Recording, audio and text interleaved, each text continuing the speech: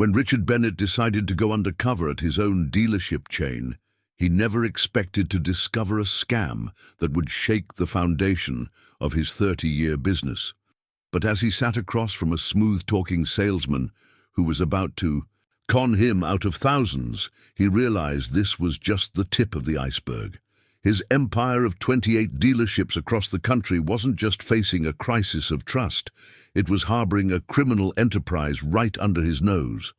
The autumn rain pelted against the windows of Midwest Motors' corporate headquarters as Richard Bennett stared at the latest quarterly report. The numbers were impressive: $847 million in annual revenue across his dealership network, a 12% increase from last year. Yet something felt off. Customer satisfaction scores had been steadily declining, and the complaint rate had doubled in the past 6 months. Running his fingers through his silver-streaked hair, Richard glanced at the wall of awards behind his mahogany desk. Most Trusted Auto Retailer, Excellence in Customer Service, Family Business of the Year. Accolades spanning 3 decades of building Midwest Motors from a single used car lot into one of the country's largest family-owned dealership groups. His grandfather had sold his first car in 1947 from a dusty lot in Oklahoma, armed with nothing but a handshake and his word. His father had expanded to 3 locations, installing the values of honesty and fair dealing that became their trademark. Now, under Richard's leadership, they were an empire, but lately those values felt like they were printed on paper that was starting to yellow and crack. "Mr. Bennett," his assistant's voice crackled through the intercom, "the regional managers are ready for your video call." "Cancel it," Richard said, making a decision that had been brewing for weeks, "and clear my schedule for the next month." "Sir, the quarterly strategy meeting. Tell them I'm doing a market research tour in Europe, looking at expansion opportunities."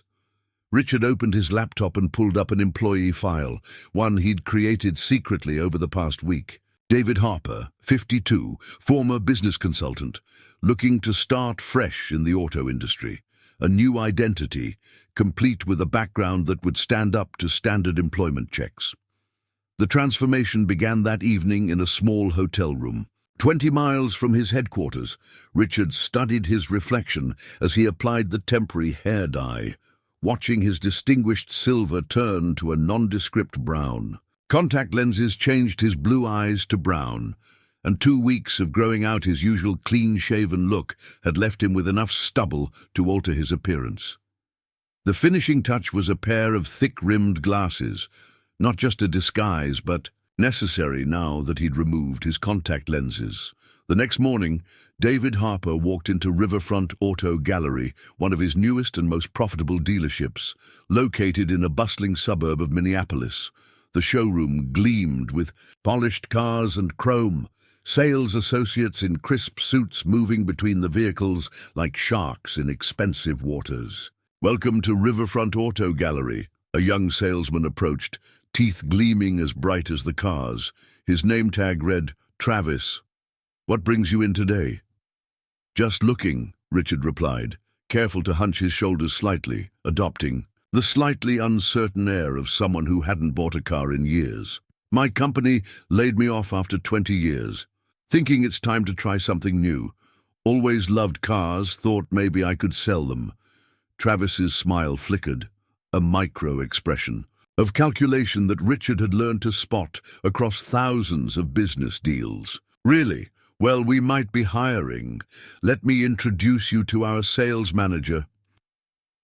The sales manager's office was smaller than Richard expected for one of his flagship locations. Brad Whitman, according to the desk nameplate, was a man in his 40s, with carefully styled hair and a tailored suit that screamed of commissions well earned. "David Harper," Brad read from the application Richard had filled out. "No sales experience?" "No, sir, but I'm a quick learner, and I know cars, been a hobby of mine for years." Brad leaned back, creating the carefully calculated casual atmosphere that Richard himself had trained managers to use. "Tell you what, Shadow Travis for a few days. See if you have what it takes. No pay, just observation. If you work out, we'll talk about bringing you on. Richard noticed Brad didn't ask for references or mention a background check, both required by company. In policy, his first red flag. The next 3 days opened Richard's eyes to a world he thought he knew. He watched Travis and other salespeople in action, seeing how they interacted with customers when they thought management wasn't watching. Some were professional, but others. "Watch this," Travis whispered as an elderly couple approached the newest luxury SUV model. "These types are golden. They trust everything you say and have fat retirement accounts." Richard felt his stomach. He turned as he watched Travis quote them a price nearly $8,000 above MSRP, claiming it was below invoice. When the couple hesitated, Travis disappeared into the manager's office, returning with a special deal that was still $5,000 over fair market value, but it was on the 4th day that Richard discovered something truly disturbing. A young woman, barely out of college, came in looking for her first new car. Travis pulled Richard aside before approaching her. "This is where you learn the real moneymaker," Travis grinned. "Watch and learn." Over the next 2 hours, Richard witnessed a masterclass in manipulation.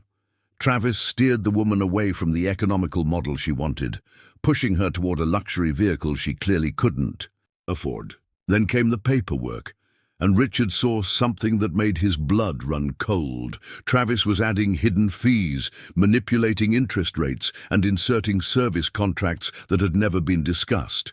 The young woman, overwhelmed by the complex paperwork and Travis's rapid-fire explanations, was about to sign herself into years of predatory payments. Richard excused himself to the restroom, his hands shaking with rage.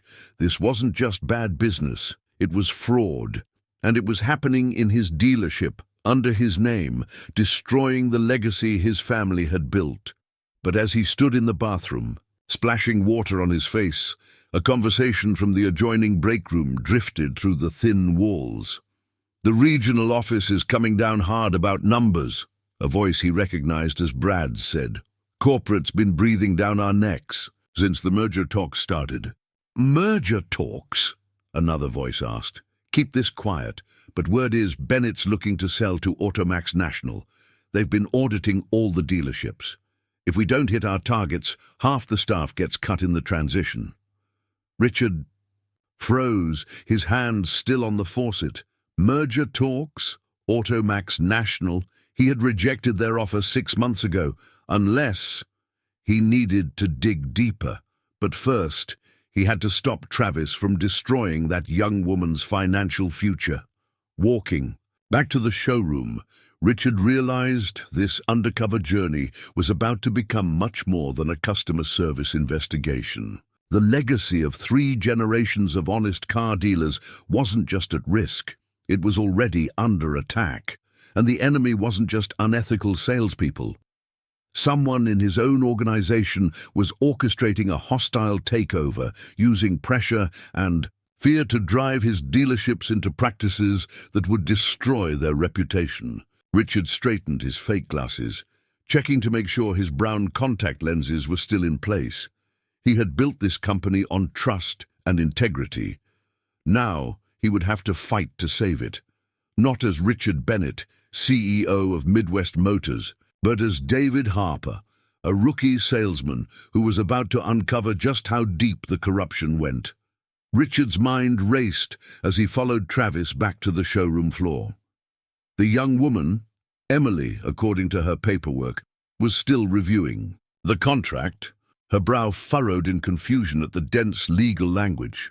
Making a split-second decision, Richard intentionally knocked over a coffee cup on the desk, sending brown liquid spreading across the documents. "Oh gosh, I'm so sorry," he exclaimed, quickly gathering the soaked papers. "We'll need to print new ones."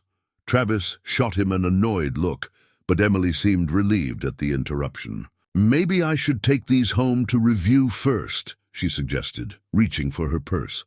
"That's against policy," Travis said smoothly. Special pricing is only valid today, but don't worry, I'll have fresh papers in a minute.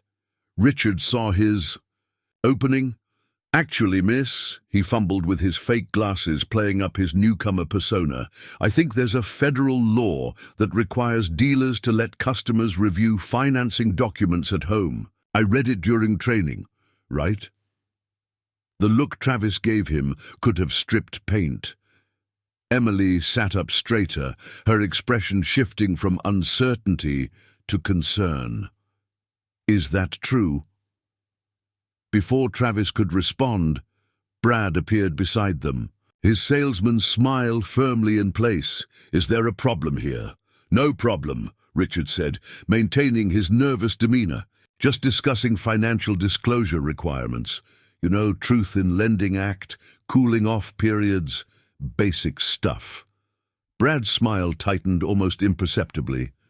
Travis, why don't you help the Hendersons? They're looking at the new sedans. I'll handle this. But Emily was already standing, gathering her belongings. I think I'll come back another day. Thank you for your time. After she left, Brad pulled Richard into his office, closing the door with controlled precision. Harper, was it? Let me explain something. We have a system here. It works. Your job is to observe and learn, not interfere. I just thought, that's the problem. You're thinking too much. Brad leaned forward, his carefully maintained facade cracking slightly. This business isn't about helping people. It's about moving units, meeting quotas. You want to make it in sales. Learn when to keep your mouth shut. That evening, instead of returning to his hotel, Richard parked his rental car across the street from Riverfront Auto Gallery.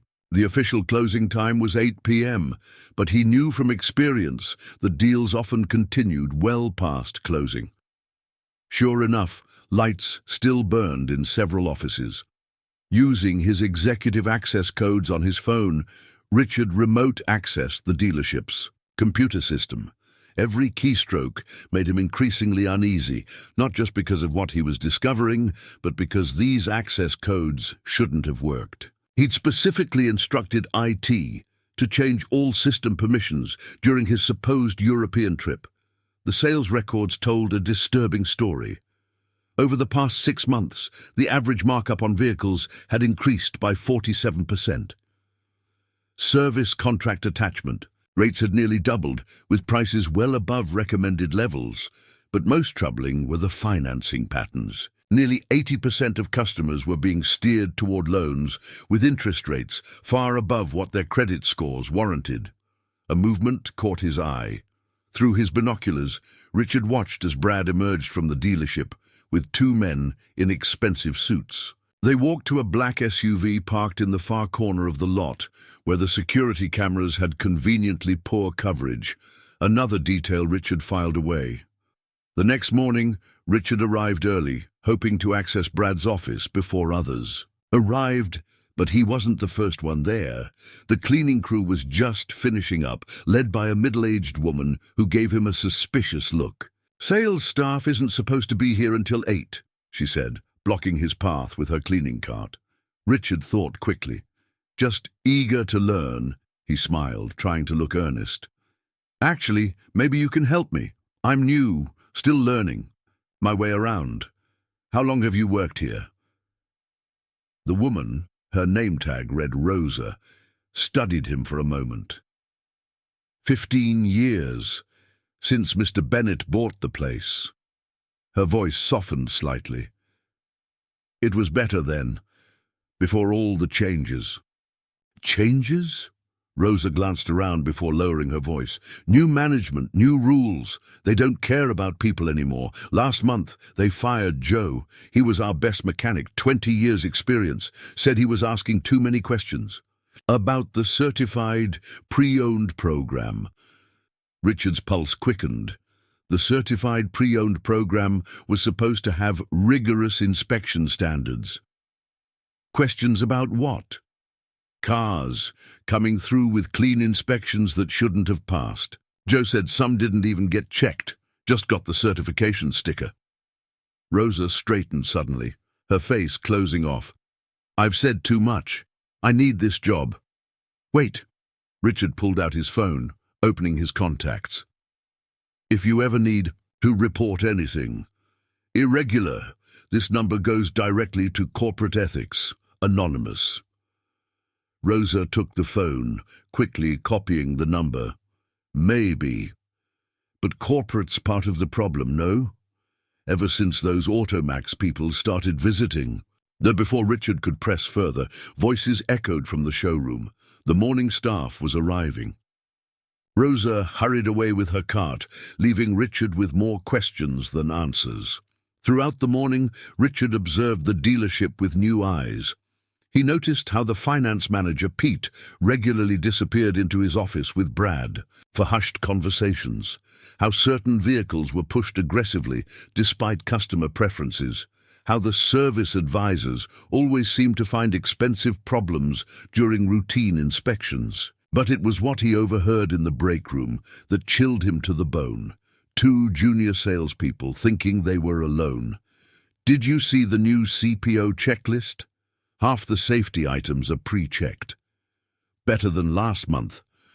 Remember that airbag light they told us to ignore? Hey, long as the paperwork's clean when Automax takes over, not our problem. Besides, Brad says we'll all get retention bonuses when the deal goes through. Richard had heard enough. Someone was deliberately undermining his dealership's reputation and safety standards, presumably to drive down the value before a hostile takeover. But who had the authority to orchestrate something this widespread? As he left that evening, Richard noticed Brad making another late-night meeting in the far parking lot. This time, he was ready. The small camera in his fake glasses captured everything: faces, license plates, the manila envelope that changed hands. His phone buzzed, a text from his executive assistant. Urgent. Board meeting called for next Thursday. Acquisition proposal on agenda. Richard checked his calendar.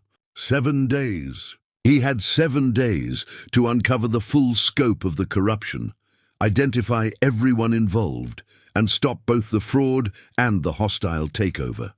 But first, he needed to understand how deep the rot went, and why his most trusted executives had kept him in the dark. Tomorrow, he would have to risk going even deeper undercover, because if what he suspected was true, this wasn't just about one dealership's unethical practices.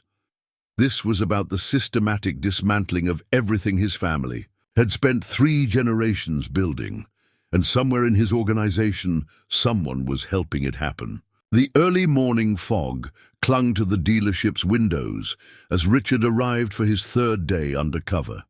He'd spent half the night reviewing security footage accessed through his executive credentials, watching months of after-hours meetings. In the parking lot, the same black SUV appeared repeatedly, always parking in the camera's blind spot. A quick license plate search had yielded nothing.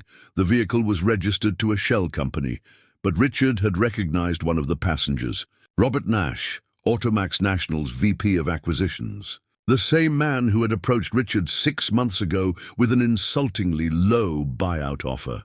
"Morning, Harper." Travis's over-enthusiastic greeting interrupted Richard's thoughts.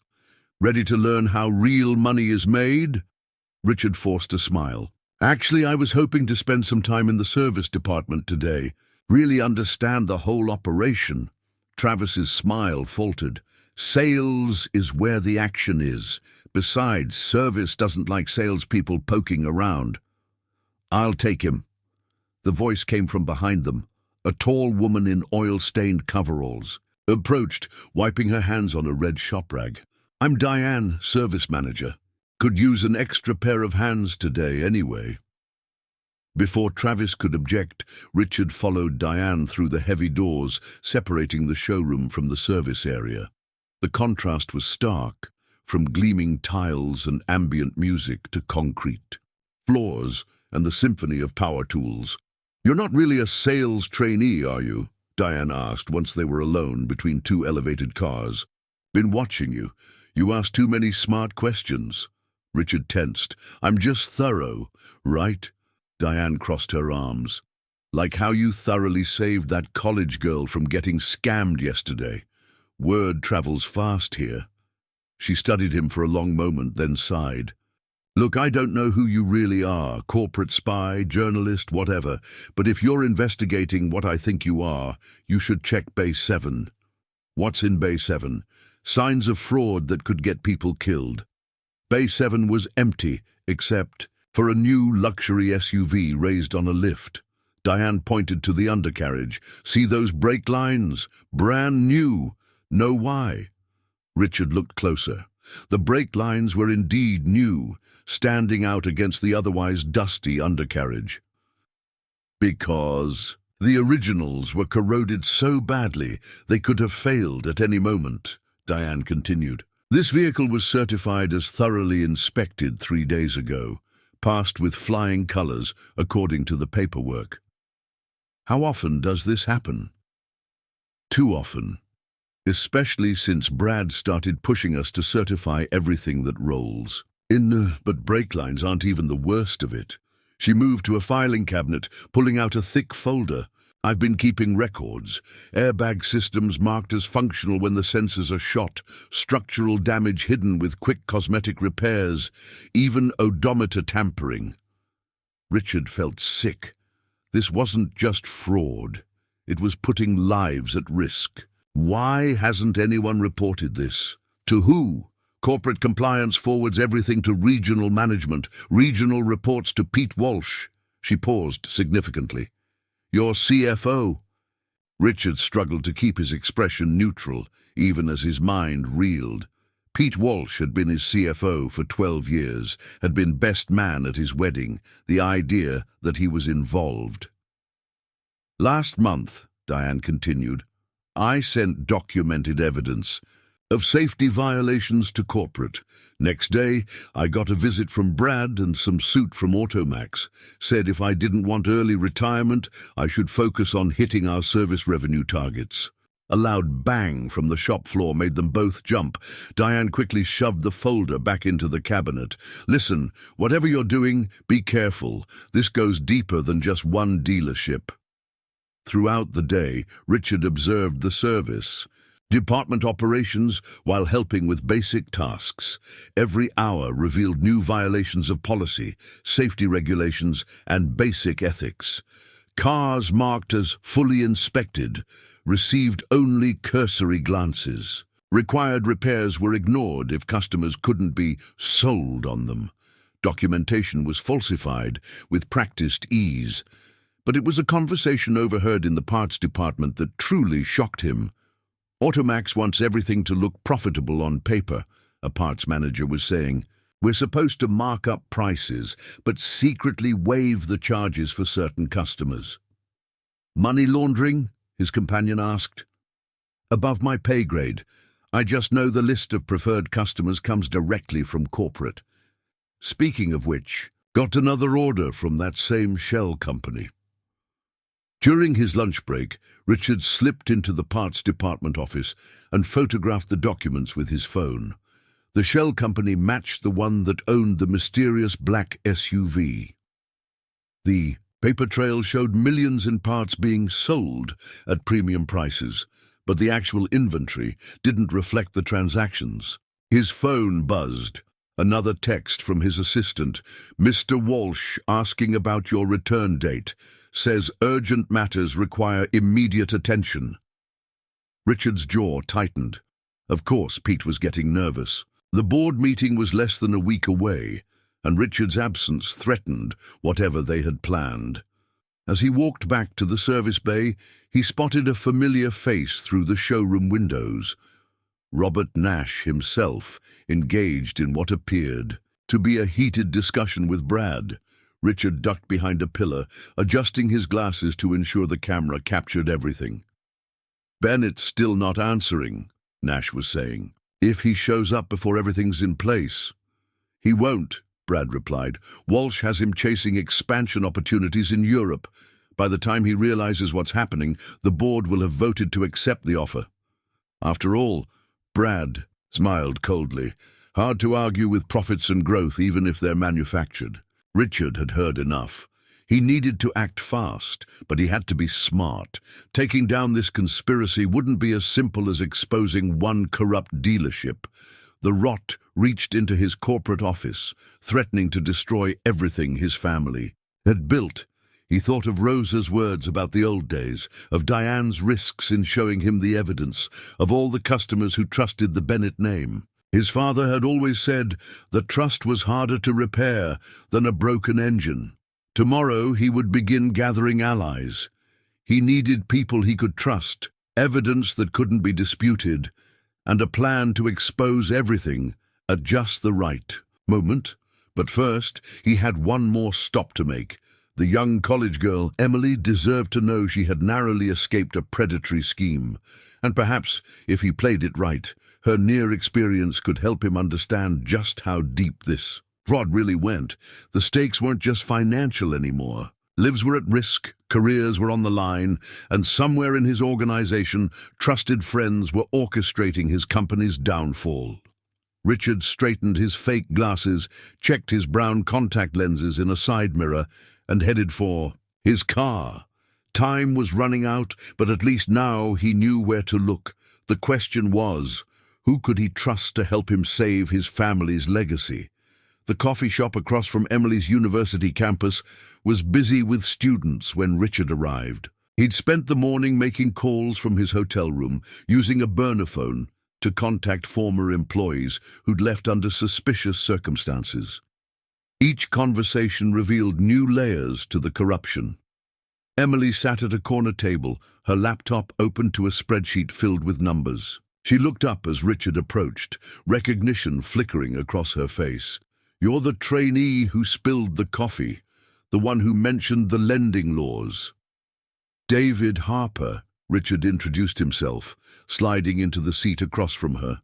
"I'm glad you agreed to meet." "I almost didn't," Emily admitted, "but after you left I did some research." She turned her laptop around, showing a consumer protection website. "The deal they offered me, the interest rate was nearly double what my credit score qualifies for, and those add-on warranties, completely overpriced." Richard nodded, studying her spreadsheet. "You've done thorough research."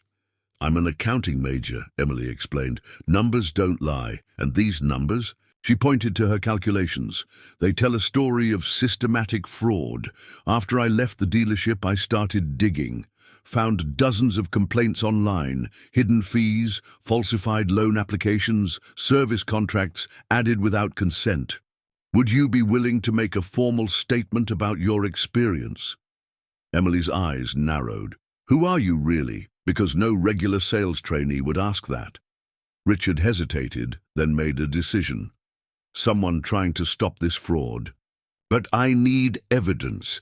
Testimony from potential victims who were smart enough to walk away." "Like me." Emily considered for a moment. "What about all the people who weren't so lucky, who got talked into deals they couldn't afford?" "That's exactly why I need your help." For the next hour, they pored over Emily's research. As an accounting student, she had spotted patterns in the dealership's publicly available financial data that even Richard had missed. The service contract pricing fluctuated wildly, suggesting manipulation. Inventory turnover rates defied industry standards. "See these certification fees?" Emily pointed to a line item. "They spike every quarter, right before the financial reports are due. But the number of certified vehicles doesn't increase proportionally." Richard thought of Base 7, of Diane's evidence folder. "They're certifying cars without proper inspections. And charging full price for the certification," Emily added. "Classic revenue inflation scheme, probably trying to boost the company's value." "For a takeover," Richard murmured. "Exactly. All the signs point to someone cooking the books to make the dealership more attractive to buyers." Emily sat back, studying him. "You know, it's interesting. These practices started ramping up right around the time Automax National began expanding in this region." Richard's phone buzzed. Another message from his assistant. Walsh called emergency board meeting for Monday instead of Thursday. Says, European expansion plans require immediate attention. They were moving up the timeline. He had even less time than he thought. Leaving the coffee shop, Richard drove to his next meeting. Joe Martinez, the fired mechanic Rosa had mentioned, had agreed to meet him at a small auto repair shop on the outskirts of town. The shop was modest but immaculate, tools organized. With military precision, floors clean enough to eat off. Joe himself reflected the same attention to detail. Work clothes pressed, boots polished, every grey hair in place. 23 years I worked for Bennett Motors, Joe said, wiping his hands on a pristine shop rag. Started when old man Bennett still ran things. He used to say, every car that leaves our lot is a promise to its driver. What changed? Everything. About 8 months ago, new policies came down from corporate. Suddenly, we're being pushed to certify cars that should have been sent to auction when I objected. He shrugged. Well, you know what happened. Do you have documentation? Joe walked to a filing cabinet, pulled out a thick envelope. I keep copies of every inspection. I do. Force of habit. These are the last 3 months before they fired me. Pay special attention to the ones marked in red, vehicles that failed inspection, but somehow ended up on the certified lot anyway. Richard spread the papers across Joe's workbench. Each document told the same story. Corner cutting, falsified. Safety checks, deliberate oversight of potentially dangerous defects. This goes beyond fraud, Richard said, examining a report detailing a compromised frame being masked with body filler. This is criminal negligence. That's what I told Mr. Walsh when I went over Brad's head.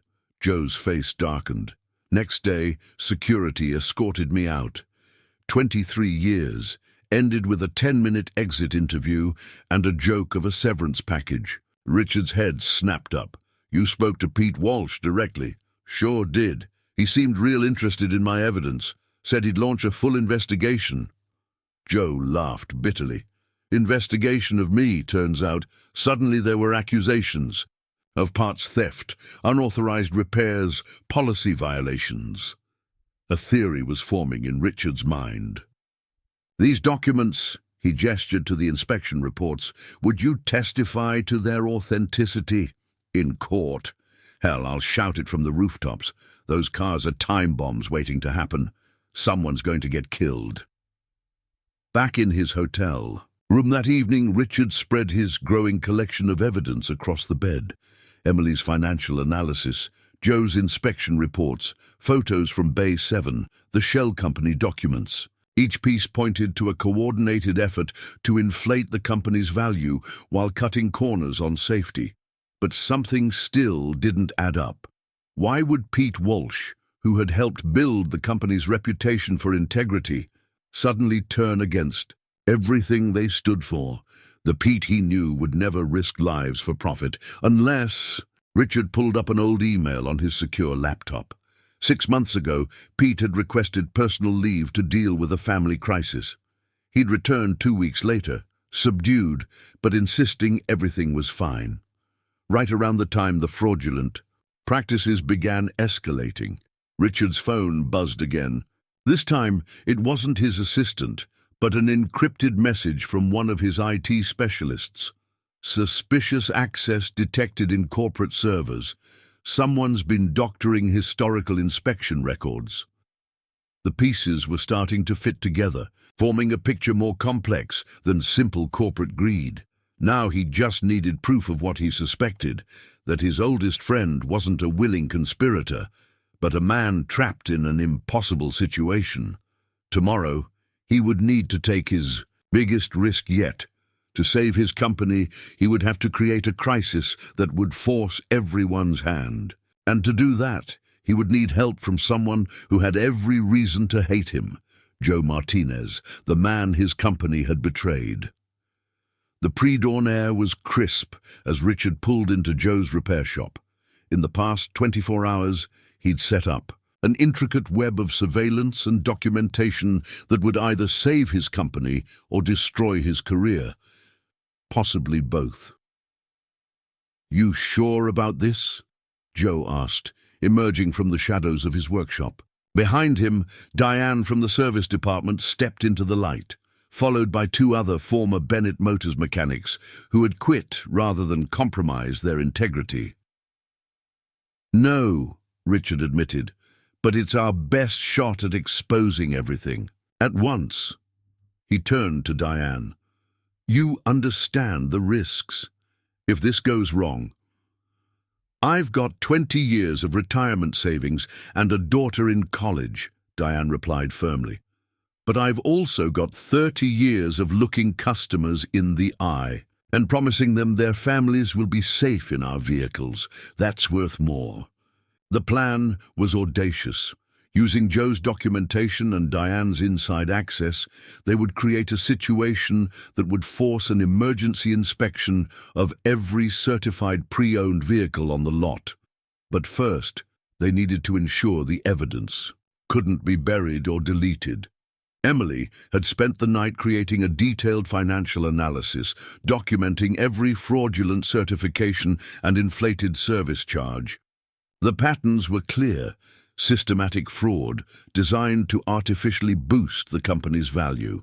She'd hidden copies on secure servers that would automatically release to regulatory authorities if anything happened to the original files. Richard, who checked his watch. "Brad usually arrives at 7:15. That gives us 90 minutes. The team moved with practiced efficiency. Two former mechanics began thorough inspections of selected vehicles in the certified pre-owned section, documenting every safety violation. Joe and another specialist focused on the service records, cross-referencing them with actual vehicle conditions. At 6:45, Rosa arrived with her cleaning crew. Her eyes widened at the activity, but she quickly understood her role.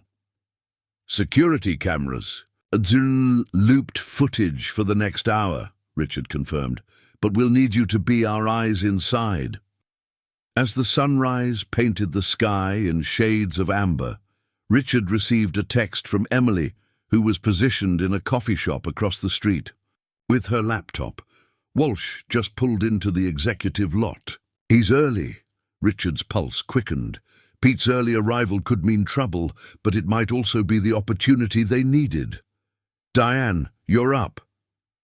Diane straightened her uniform and walked purposefully toward the main building. Her role was crucial, getting Pete alone long enough for Richard to make his move. Through his earpiece, Richard heard Diane's conversation with the early morning receptionist. "Need to speak with Mr. Walsh about the Anderson account irregularities. He asked for an urgent update." The Anderson account, a code phrase Pete and Richard had used years ago for serious problems that needed immediate attention. If Pete was being coerced, as Richard suspected, he would recognize the signal. "Mr. Walsh is in a conference call," the receptionist began, but Diane cut her off. "Tell him it's about the brake line certifications. He'll want to hear this now." Moments later, Diane's voice came through the earpiece. "He's heading to the service bay, alone." Richard moved into position, his heart hammering. Everything hinged on the next few minutes. Through the service bay windows, he watched Pete walk in, his normally immaculate appearance showing signs of strain. Dark circles under his eyes, tie slightly askew, hands fidgeting with his phone. Before Pete could reach Diane, Richard stepped out of the shadows, removing his fake glasses. "Hello, Pete?" Pete froze, his face draining of color. "Richard, but you're in Europe, trying to figure out why my oldest friend is helping Automax destroy my company?" For a moment, Pete looked like he might run. Then his shoulders sagged, years of tension suddenly visible in every line of his face. "They have Linda." Richard's suspicions were confirmed. Pete's wife had disappeared for 2 weeks 6 months ago, supposedly visiting a sick relative. "Explain." "They approached me last year, wanted inside information, access to our systems. I refused." Pete's voice cracked.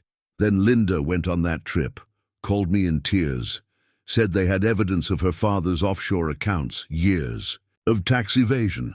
If I didn't cooperate, he'd spend his final years in prison. She'd lose everything. Why didn't you come to me? They were watching, had people inside our organization monitoring every move. One wrong word.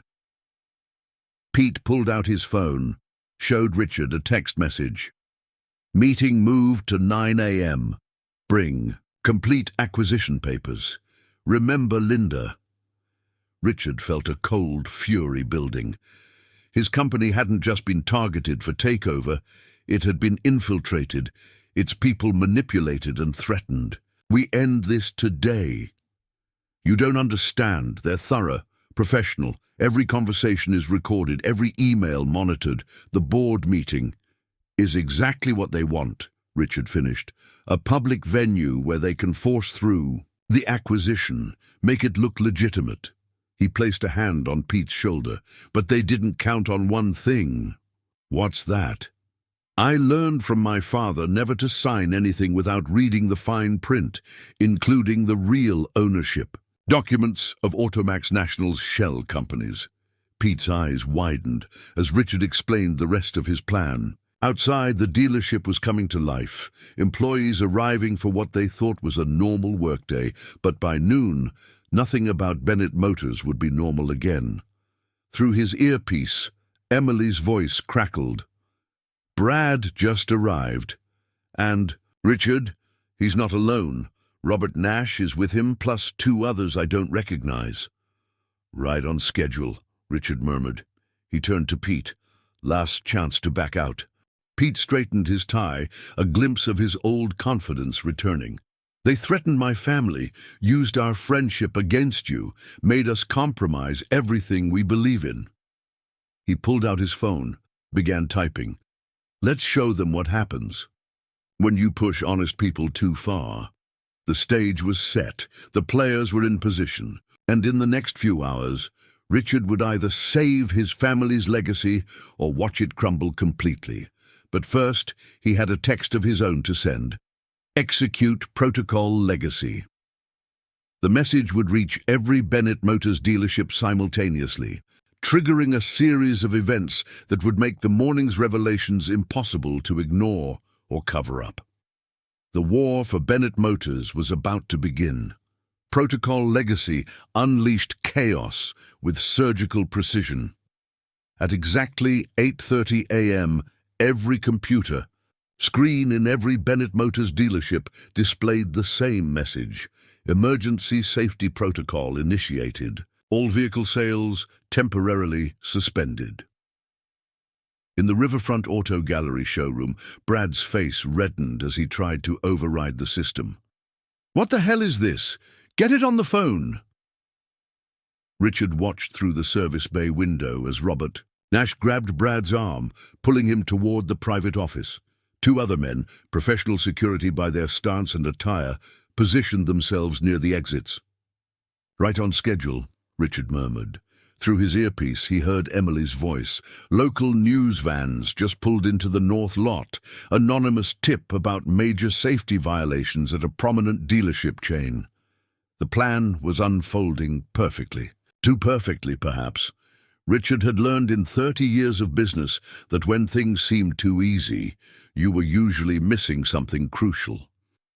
His phone buzzed, a message from his IT team. Foreign system trying to access mainframe. Sophisticated. Attack. Holding for now. They're trying to erase the evidence, Pete said, reading over his shoulder. But they're too late. The safety inspection records. Copies sent to 3 different regulatory agencies 10 minutes ago, Richard confirmed, along with documentation of every fraudulent certification for the past 6 months. Through the showroom windows, they could see customers gathering, drawn by the growing commotion. Sales staff stood in clusters, whispering and checking their phones. Brad emerged from his office, face ashen, phone pressed to his ear. Time to move, Richard said. He adjusted his tie, his real one, not the cheap polyester version David Harper had worn. "Ready?" Pete squared his shoulders. "They used my family to force me to betray my best friend. I've been ready for months." Richard stepped into the showroom, Pete at his side. The room fell silent as recognition dawned on faces. Brad froze mid-sentence, phone slipping from his fingers. "Ladies and gentlemen," Richard's voice carried across the showroom floor, "I'm Richard Bennett, CEO of Bennett Motors. I apologize for the disruption, but we've discovered serious safety violations that require immediate attention." Robert Nash emerged from the office, his professional mask cracking slightly. "Bennett, you're supposed to be in Europe." "Interesting assumption," Richard replied coldly. "Like your assumption that threatening my CFO's family was a smart business strategy." Nash's hand twitched toward his jacket, but Richard's next words stopped him. "I wouldn't. The surveillance footage of your meeting with Pete, where you made those threats, it's already been forwarded to the FBI's Financial Crimes Division." The security men by the doors shifted uncomfortably. Through his earpiece, Emily reported, "Police just arrived. Diane's walking them through the service department." "You have no proof," Nash started, but Brad cut him off. "Mr. Nash, sir, you said this was authorized, that the board had approved everything." "The board?" Richard raised his voice slightly, ensuring everyone could hear. "The same board that's about to learn how Automax used shell companies to launder money through parts departments across the country. Or did you mean the board members you bribed to support the takeover?" Nash's composure cracked. "You're making dangerous accusations, Bennett. Our lawyers will—" "Will what?" Pete stepped forward. "Explain the forged documents, the falsified safety certifications, or maybe they'll explain why Automax's VP of acquisitions was threatening family members of executives who wouldn't cooperate." Through the windows, Richard could see news crews setting up cameras. Local police officers were examining vehicles in the certified pre-owned section, guided by Joe and his team of former mechanics. "Mr. Bennett," a reporter had made it inside, microphone extended, "can you comment on allegations of systematic safety violations at your dealerships?" "Actually, I can." Richard turned to face the growing media presence, camera lights creating a harsh glare. "Bennett Motors has discovered evidence of criminal conspiracy to compromise vehicle safety standards. We've initiated emergency protocols to inspect every vehicle in our inventory." He could see Nash trying to slip away, but uniformed officers were already approaching. Brad had collapsed into a leather chair, head in his hands. "Furthermore," Richard continued, "we have evidence that these violations were orchestrated by Automax National as part of a hostile takeover attempt, one that included extortion, money laundering, and criminal negligence." The showroom erupted in chaos. Reporters shouted questions, phones recorded everything, and through it all, Richard maintained his calm demeanor. A new voice cut through the noise. Rosa, the cleaning supervisor, holding up her phone. "Mr. Bennett, they're deleting files from the main office computers." "Let them try," Emily's voice came through his earpiece. "Every deletion attempt is being logged and tracked. Plus, I've got complete backups of everything." Nash made a break for the door, but found his path blocked by Diane and two police officers. "Robert Nash," one officer asked, "we have some questions about vehicle safety certifications." Richard's phone buzzed again. His executive assistant. "Sir, emergency board meeting in progress. They're voting on the Automax acquisition." "Perfect timing," Richard smiled. He nodded to Pete, who pulled out his own phone and pressed a single button. Throughout the showroom, phones chimed with incoming messages. Board members, executives, employees, everyone received the same video file simultaneously. Security footage showing Nash's late-night meetings, audio recordings of threats, documented evidence of safety violations. "I believe," Richard announced. To the assembled crowd and cameras, the board will want to postpone that vote. But as he watched Nash being read his rights, as he saw the shocked faces of his employees processing the truth, Richard knew this was just the beginning. Trust, once broken, didn't repair easily. He had saved his company from a hostile takeover, but rebuilding its reputation and his relationships would be a much longer battle. Outside, more news vans were arriving. Social media was already exploding with the story. And somewhere in the chaos, Richard caught a glimpse of Emily, sitting quietly with her laptop, ensuring that every piece of evidence was preserved and protected. The war for Bennett Motors was ending. The work of redemption was about to begin. The next 48 hours passed in a blur of police statements, media interviews, and emergency meetings. Richard had taken over Brad's former office, converting it into a crisis management center. Stacks of inspection reports covered every surface, each one documenting vehicles that needed immediate safety reviews. Latest numbers, Emily announced, looking up from her laptop. She'd been hired officially now, heading a newly created compliance audit team. 212 vehicles across 3 dealerships failed basic safety inspections. 37 had critical issues that could have caused accidents. Richard rubbed his temples. Each number represented a potential tragedy narrowly avoided, but also a customer whose trust they'd have to rebuild.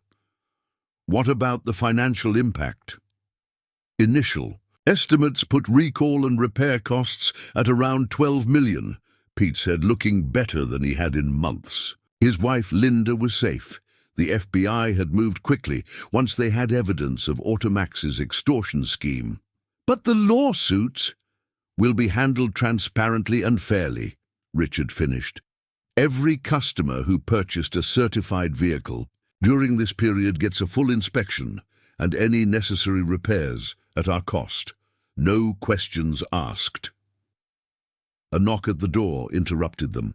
Joe Martinez entered, still wearing his mechanic's uniform, now emblazoned with a new title, Director of Service Quality Control. "You need to see this," Joe said, placing a tablet on the desk. It showed security footage from one of their other locations, a family loading their children into a certified SUV that, according to the inspection records, had critical brake issues. "We found them before they left the state. Another hour." Richard felt sick. "Have we contacted everyone?" "Working through the list," Joe confirmed, "but some vehicles were resold privately. We're using DMV records to track them down." The door opened again. Diane entered with Rosa, both looking exhausted but determined. They'd been working around the clock, Diane managing the service department crisis, while Rosa coordinated with staff across all locations. "Channel 7 wants another interview," Diane reported, "and the Attorney General's office called. They're expanding their investigation to other dealership chains that worked with Automax." Richard nodded. He'd been expecting this. The evidence they'd uncovered suggested Automax had attempted similar schemes at other dealerships across the country. "Give them everything we have. Full cooperation." "Sir," Rosa stepped forward, "the employees want to know about their jobs." It was the question Richard had been dreading. The scandal had shaken customer confidence. Sales had plummeted. The board was demanding cost-cutting measures.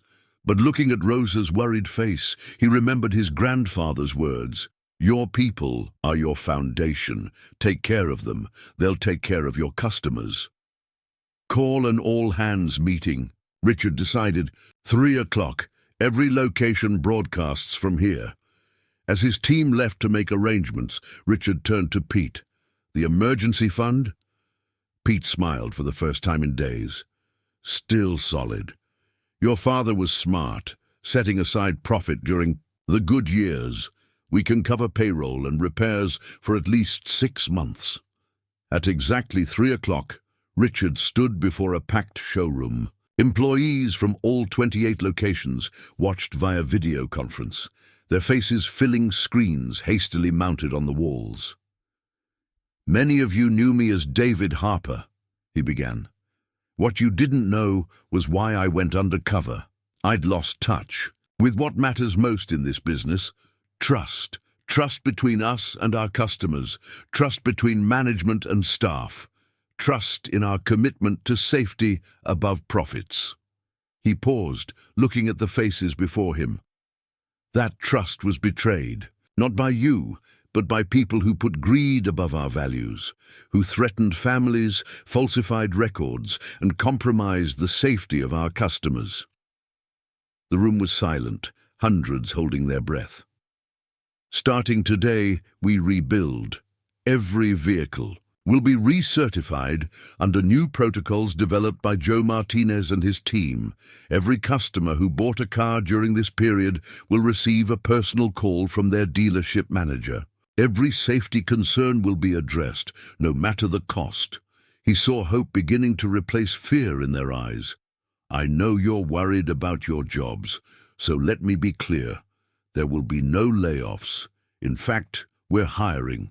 We need more certified mechanics, more quality control inspectors, more customer service representatives. Because doing things right takes more time and more people. A ripple of relief passed through the crowd. Your salaries and benefits remain unchanged, but our commission structure will be different. No more incentives for pushing unnecessary add-ons or high-interest loans. Instead, bonuses will be tied to customer satisfaction and safety compliance. In the back, he saw Travis shift uncomfortably. The aggressive sales tactics that had made him top seller wouldn't work under the new system. Good. Some of you took risks to expose what was happening. Rosa, Diane, Joe, Emily, Pete. You put everything on the line to protect our customers and our integrity. That's the spirit that built Bennett Motors. That's the spirit that will rebuild it. He held up the maintenance shed key, the one his grandfather had used at their first location. This key opened our first service bay in 1947. My grandfather kept it to remind him that every car we sell, every repair we make, is a promise to keep people safe on the road. We broke that promise. Now we make it again, stronger than ever. The applause started slowly, then built to a thunderous crescendo. On the screens, employees across the country stood and cheered. Richard saw tears in Pete's eyes, pride in Joe's stance, determination in Emily's smile. His phone buzzed, a message from his assistant. "Sir, the first customer callbacks are going out. People are responding better than expected. They appreciate the honesty." Richard looked at the key in his hand, remembering all the times he'd watched his grandfather open that first shop at dawn, greeting every customer by name. The old man had built more than a business. He'd built a legacy of trust. Now it was time to restore that legacy, one honest deal at a time. 6 weeks after the Automac scandal broke, Richard stood in the customer lounge of Riverfront Auto Gallery, watching the morning news. The story had grown beyond Bennett Motors. 3 other major dealership chains had been implicated in Automac's schemes, leading to a nationwide investigation of vehicle certification practices. "Coffee, sir?" It was Travis, no longer in his sleek suit, but wearing the standard Bennett Motors polo shirt. After the changes to the commission structure, he'd nearly quit. But something had made him stay, asking instead for a chance to learn the business properly, starting in customer service. "Thanks, Travis. How's the training going?" "Different," Travis admitted, setting down the coffee. "But better. Yesterday, I helped a retired couple find a car that actually fit their budget instead of the most expensive one on the lot. The look on their faces when they realized they could afford the payments. It felt good." Richard nodded, remembering similar moments from his early days in the business. On the television, Robert Nash was being led into a federal courthouse, his Automax empire crumbling as more evidence emerged of systematic fraud and extortion. Emily appeared at his elbow, tablet in hand. "The final audit numbers are in. You should see this." The spreadsheet told a sobering story. The cost of repairs and recalls had exceeded their initial estimates, reaching nearly $20 million. Customer refunds and legal settlements would add another $15 million. The emergency fund was depleting faster than expected. "We need to consider the board's suggestion," Pete said, joining them. He looked rested now, the strain of months of coercion erased from his face. "Selling some of the smaller locations could give us the capital to—" "No," Richard cut him off. "We're not sacrificing our people to save money. There's another way." He led them to the service department, where Joe was conducting a training session for new mechanics. The garage had been transformed into a state-of-the-art training facility, with diagnostic equipment and safety testing stations at every bay. "Morning, boss," Joe called out, "just showing the new team how to properly document a safety inspection. No shortcuts, no exceptions." The new hires included several former Automax mechanics who had quit rather than participate in the fraud. They had brought with them horror stories of similar schemes at other dealerships, helping authorities build cases against former executives. "How many applications for the apprenticeship program?" Richard asked. "Over 200, Joe replied. "Proudly. Word's getting out that we're doing things right. Local technical schools want to partner with us for certification training." An idea began forming in Richard's mind. "Emily, what if we turned this crisis into an opportunity, not just for Bennett Motors, but for the industry?" Emily caught on quickly, her fingers flying over her tablet. "You mean create a training and certification center? The startup costs would be high, but if we could get other dealerships to send their staff for training—" "More than that," Richard explained, warming to the concept. "A complete revolution in how dealerships handle safety and certification. Independent oversight, standardized protocols, real accountability. The infrastructure's already in place," Joe added. "We've developed new inspection procedures, training materials, quality control systems." "And we have something no one else has," Pete interjected. "Credibility. We expose the fraud in our own organization instead of covering it up. That means something." Richard's phone buzzed, a message from Diane. "You need to see this." In the showroom, customers were gathering around the television. The Attorney General was announcing new regulations for vehicle certification using Bennett Motors' revised protocols as a model. The stock prices of several major dealership chains plunged on the news. "Sir?" Rosa approached, carrying a stack of letters. "More messages from customers, but these are different." Richard opened the first envelope. Inside was a thank you card from a family whose SUV had been identified as having critical safety issues. "You could have hidden the problems," they wrote. "Instead, you called us immediately and fixed everything at no cost. You have customers for life." Another letter was from a competing dealership asking about implementing similar safety protocols. A third came from a technical college proposing a partnership for mechanic training. "The board meeting's in an hour," Pete reminded him. "They'll want concrete plans for financial recovery." Richard smiled, holding up the letters. "Then let's give them something better than cost-cutting measures. Let's show them how to rebuild an industry." The next few hours were a flurry of activity. Emily worked with the finance team to create projections for the training center initiative. Joe and his team compiled data showing the market demand for certified safety inspectors. Diane organized testimonials from customers and industry partners. By the time Richard stood before the board, the presentation was ready. But instead of starting with financial projections, he began with a video. Security camera footage from the day they discovered the brake failure in that family's SUV. "We had a choice that day," he told the silent boardroom. "Hide the problem and protect our profits, or expose it and protect our customers. We chose people over profits. Now we have a bigger choice." He laid out the vision, Bennett Motors transforming. From just a dealership chain into a leader in industry reform. The training center would certify mechanics and safety inspectors for dealerships nationwide. Their new protocols would become the gold standard for vehicle certification. The startup costs are significant, he acknowledged, but the potential return isn't just financial. We have the opportunity to prevent the next scandal before it happens, to make sure no other family drives off a lot in an unsafe vehicle. The board members exchanged glances. The chairman leaned forward. The liability issues alone are already being addressed, Emily interrupted smoothly, displaying a new slide. We've partnered with 3 major insurance companies who see this as a risk reduction initiative. They're offering premium reductions for dealerships that adopt our protocols.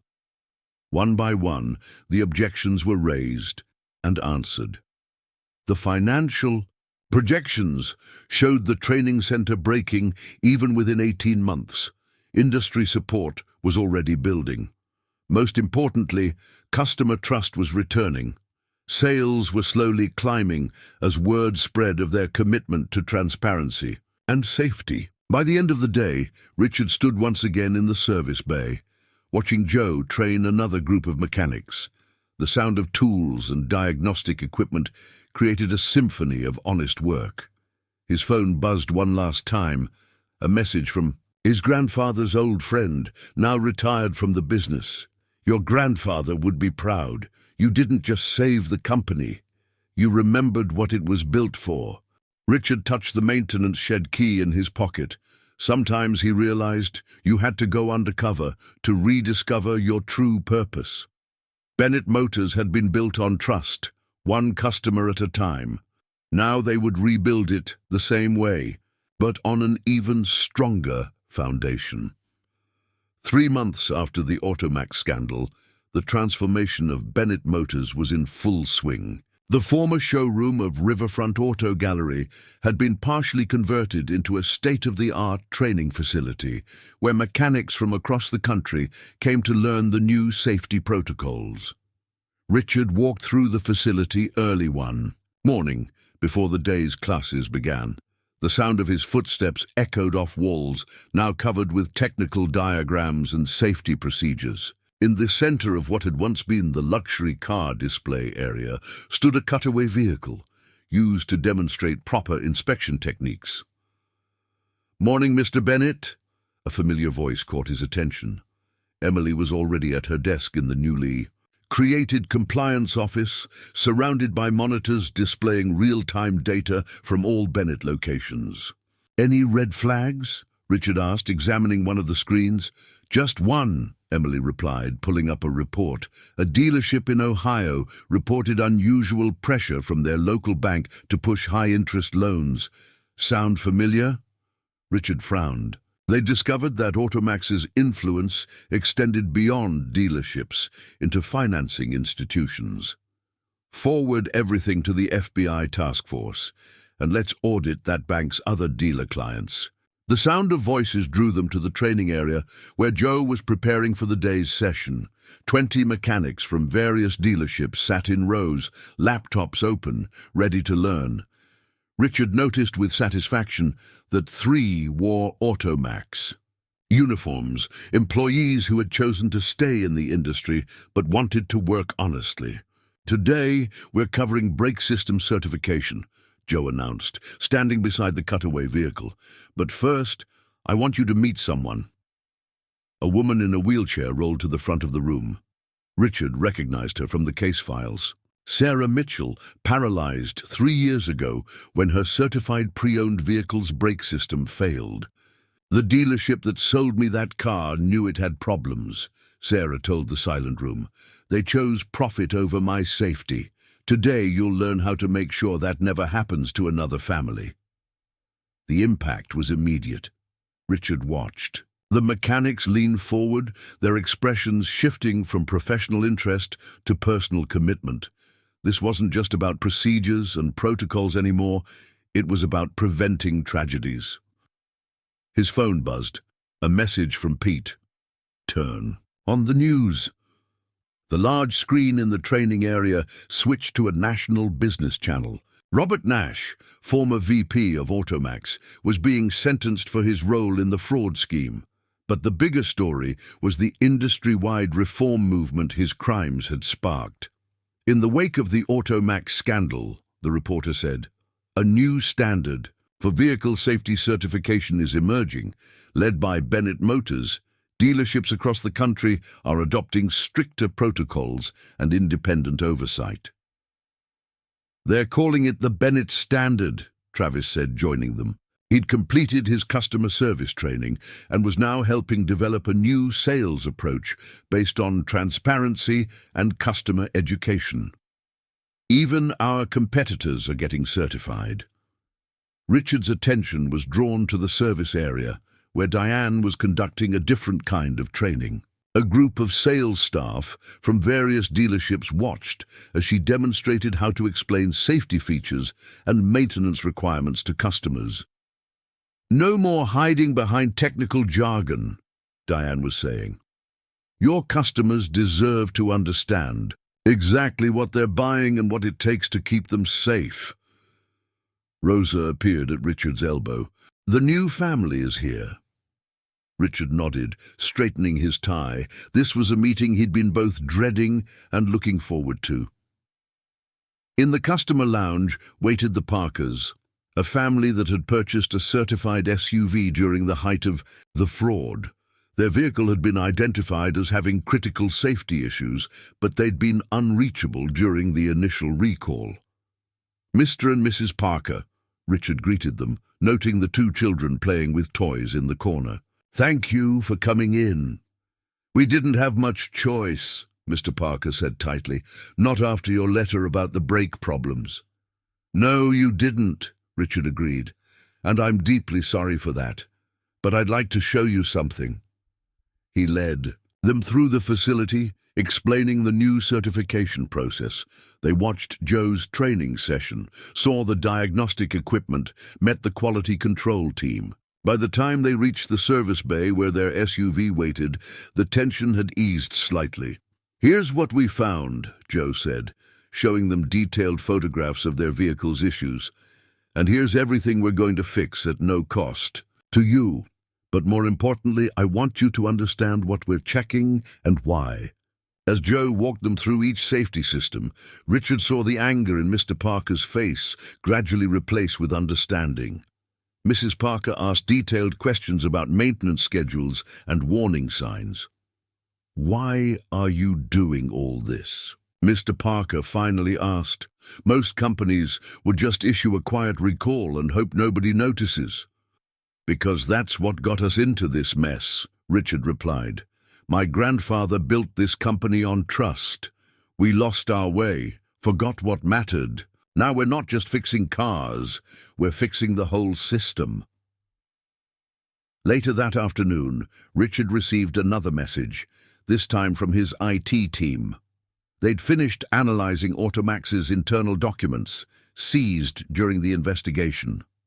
The evidence suggested similar schemes at dozens of dealerships across 6 countries. It's bigger than we thought, Pete said, reviewing the data. They weren't just after Bennett Motors. They were trying to build a global empire based on fraud. Then we'll build something better, Richard replied. A network of dealerships committed to safety and transparency, starting right here. Through the windows, he could see Sarah Mitchell talking with the mechanics in training, her wheelchair positioned beside the cutaway vehicle.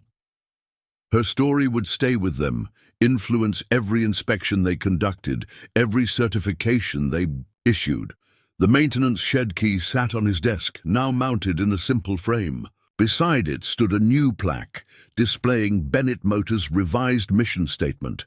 Every vehicle, every customer, every time.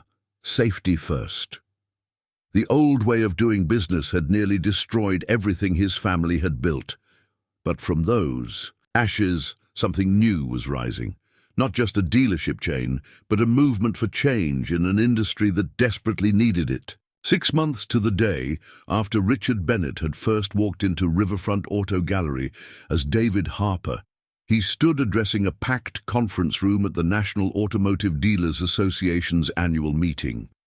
The audience included representatives from every major dealership chain in the country, along with safety regulators, consumer advocates, and industry journalists. The Automax scandal wasn't just about one company's greed, Richard began, his voice carrying through the hushed room. It was a wake-up call for our entire industry. For too long, we've allowed profits to overshadow our fundamental responsibility, keeping our customers safe on the road. Behind him, slides showed the impact of the Bennett standard, a 60% reduction in safety-related incidents at participating dealerships, customer satisfaction scores at record highs, and something unexpected: increased profitability through customer loyalty and reduced liability costs. But numbers don't tell the real story, Richard continued. Sarah, would you join me? Sarah Mitchell wheeled onto the stage, now wearing a Bennett Motors training coordinator uniform. The audience stirred. Many had seen her testimony before. Congress about the need for stricter safety oversight. 6 months ago, I was just another victim of corporate negligence, Sarah addressed the crowd. Today, I help train the next generation of mechanics and inspectors. Every person who completes our program knows my story. They understand that every inspection, every certification, could be the difference between life and death. As Sarah spoke, Richard noticed movement at the back of the room. Travis had arrived with a group of sales trainees, including former employees from Automax dealerships. They stood quietly, watching their new industry take shape. Emily stepped up next, her presentation focusing on the financial aspects that had initially made dealerships skeptical. By implementing the Bennett standard, participating dealerships have seen warranty claim costs drop by 43%. Insurance premiums have decreased an average of 28%. Most importantly, customer retention has increased by 65%. The data was compelling, but Richard knew from experience that real change happened through individual stories. He gestured to Joe Martinez, who had been waiting in the wings. Last week, Joe began, a young mechanic in our training program discovered a potentially fatal flaw in a certified pre-owned vehicle. Under the old system, pressure to maintain profits might have led to that defect being overlooked. Instead, she immediately flagged it, initiated our safety protocol, and potentially saved lives. That mechanic, Richard knew, had been one of Travis's first referrals to the training program, a former Automax employee who had quit rather than compromise her integrity. Pete took the stage next, addressing the financial concerns that had made many dealerships hesitant to change. The initial investment in equipment training and certification is substantial, he acknowledged, but the returns, both financial and ethical, have exceeded all projections. The presentation screens filled with testimonials from dealership owners who had adopted the Bennett standard. Many spoke of renewed employee pride, stronger customer relationships, and a return to the values that had first drawn them to the industry. During the Q&A session, a voice from the back caught Richard's attention. What about the human cost, the employees who lost their jobs when Automax collapsed? Richard recognized the speaker, a former Automax regional manager. Actually, I'd like Travis to address that question. Travis stepped forward, no longer the smooth-talking salesman, but a confident professional. I was that guy, he admitted to the audience, the one pushing unnecessary add-ons, hiding safety issues, anything to make the sale. The Bennett standard didn't just change how we do business, it changed why we do it. He gestured to his trainees. These folks came from Automax dealerships. Instead of losing their jobs, they're learning to succeed through honesty and expertise. Our sales are actually higher now because customers trust us. A ripple of surprise went through the room. The idea that ethical business practices could drive profitability was still revolutionary in some circles. Richard returned to the podium for his closing remarks. But a commotion at the entrance made him pause. Rosa was hurrying in, tablet in, and, "Mr. Bennett," she called out, her voice urgent, "you need to see this." The tablet showed a breaking news alert. International investigation reveals global auto safety certification fraud. The story detailed how the Bennett standards had helped expose similar schemes across Europe and Asia. Richard shared the news with the audience, watching realization dawn on their faces. This wasn't just about American dealerships anymore. It was about transforming global industry practices. "We stand at a crossroads," he concluded. "We can continue the old way, putting profits above people, or we can build something better. Every person in this room has that choice." After the presentation, Richard found himself surrounded by dealership owners eager to implement the Bennett standard. But his attention was drawn to a quiet corner where Sarah was speaking with a group of mechanics, her wheelchair positioned beside a display of safety equipment. "The real change," she was saying, "happens one inspection at a time, one customer at a time. Every time you do your job right, you're not just following protocols, you're protecting families." Later that evening, back at Riverfront Auto Gallery, Richard walked through the transformed facility. The showroom now shared space with training areas, the wall of sales awards replaced by safety certifications. In the service bay, a new class of mechanics was completing their practical examinations under Joe's watchful eye. His phone buzzed, a message from Emily. "Final numbers for the quarter. You should see this." The report showed something remarkable. Despite the massive investment in training and equipment, despite giving up the easy profits of the old system, Bennett Motors was more successful than ever. But the real victory wasn't in the balance sheets. It was in the faces of employees who were proud of their work, customers who trusted their dealership, and an industry slowly learning that doing the right thing was also the smart thing. The maintenance shed key, still in its frame, had been joined by something new, a wall of photographs showing every graduating class from the Bennett Training Center. Each face represented a commitment to safety, integrity, and the future of automotive sales and service. The Undercover CEO had saved more than his company. He had sparked a revolution in how an entire industry viewed its responsibilities to its customers and society. 1 year after the Automax scandal, Richard Bennett stood in the early morning light outside a small repair shop on the outskirts of town.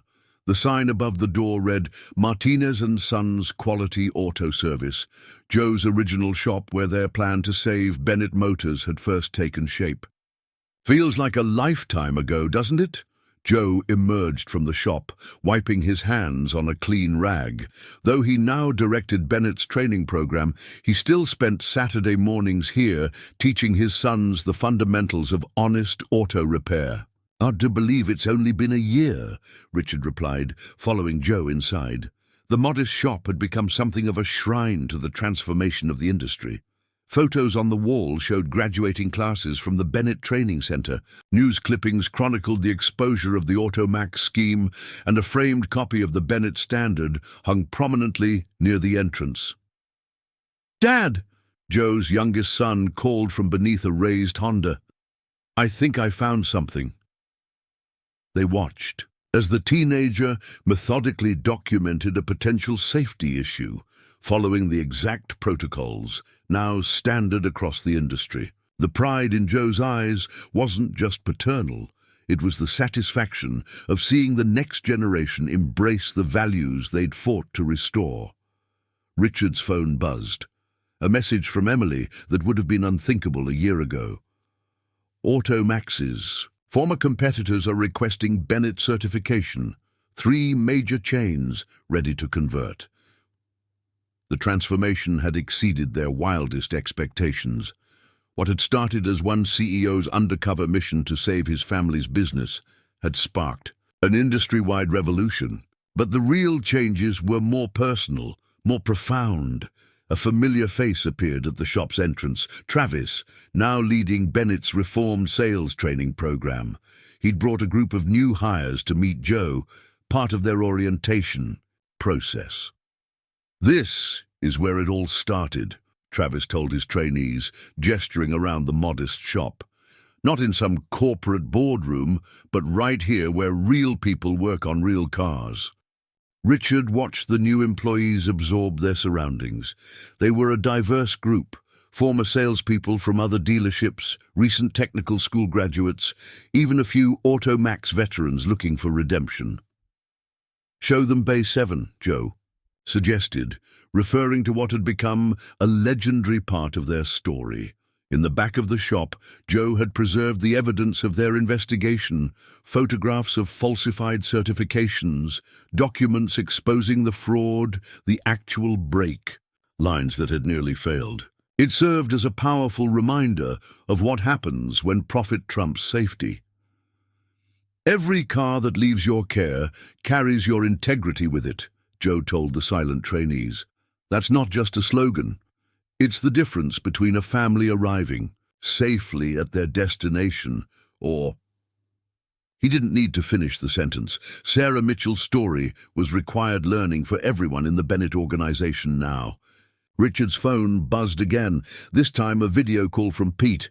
"You need to see this," his CFO said without preamble. The camera panned across Bennett's main training facility, where Sarah was conducting a session with international safety regulators. "The Bennett standard is being adopted in 17 countries, Pete reported. But here's the real news. The World Safety Council wants to make it the global benchmark for vehicle certification." The implications were staggering. What had begun as one company's crisis could become the foundation for worldwide automotive safety standards. A commotion from the front of Joe's shop drew their attention. Rosa had arrived with Diane, bringing coffee and breakfast for everyone. It had become a Saturday tradition, this informal gathering of the people who had helped expose the truth. "Did you tell them about the scholarship program?" Rosa asked, distributing coffee cups. Richard smiled. The Bennett Technical Education Fund, established with the money saved from preventing fraudulent certifications, was sending promising students to automotive training programs across the country. "First class starts next month," Diane confirmed. 30 students, full scholarships. 5 of them are children of families who had unsafe vehicles during the Automax period. Travis gathered his trainees, their orientation visit coming to an end. But before they left, he had one more lesson to share. "Look around this shop," he told them. "A year ago, I wouldn't have set foot in a place like this. I was too busy pushing overpriced cars and dangerous certifications. Now I understand. This is where real automotive excellence begins." As the group departed, Richard noticed Joe's oldest son working on a familiar vehicle, the SUV from that crucial day when they'd discovered the brake line fraud. "The family still brings it here for service," Joe explained. "Says they trust us more than any dealership. Well, except Bennett Motors now." Trust. It had always been the core of his grandfather's business philosophy. Lose it, and you lose everything. Restore it, and anything is possible.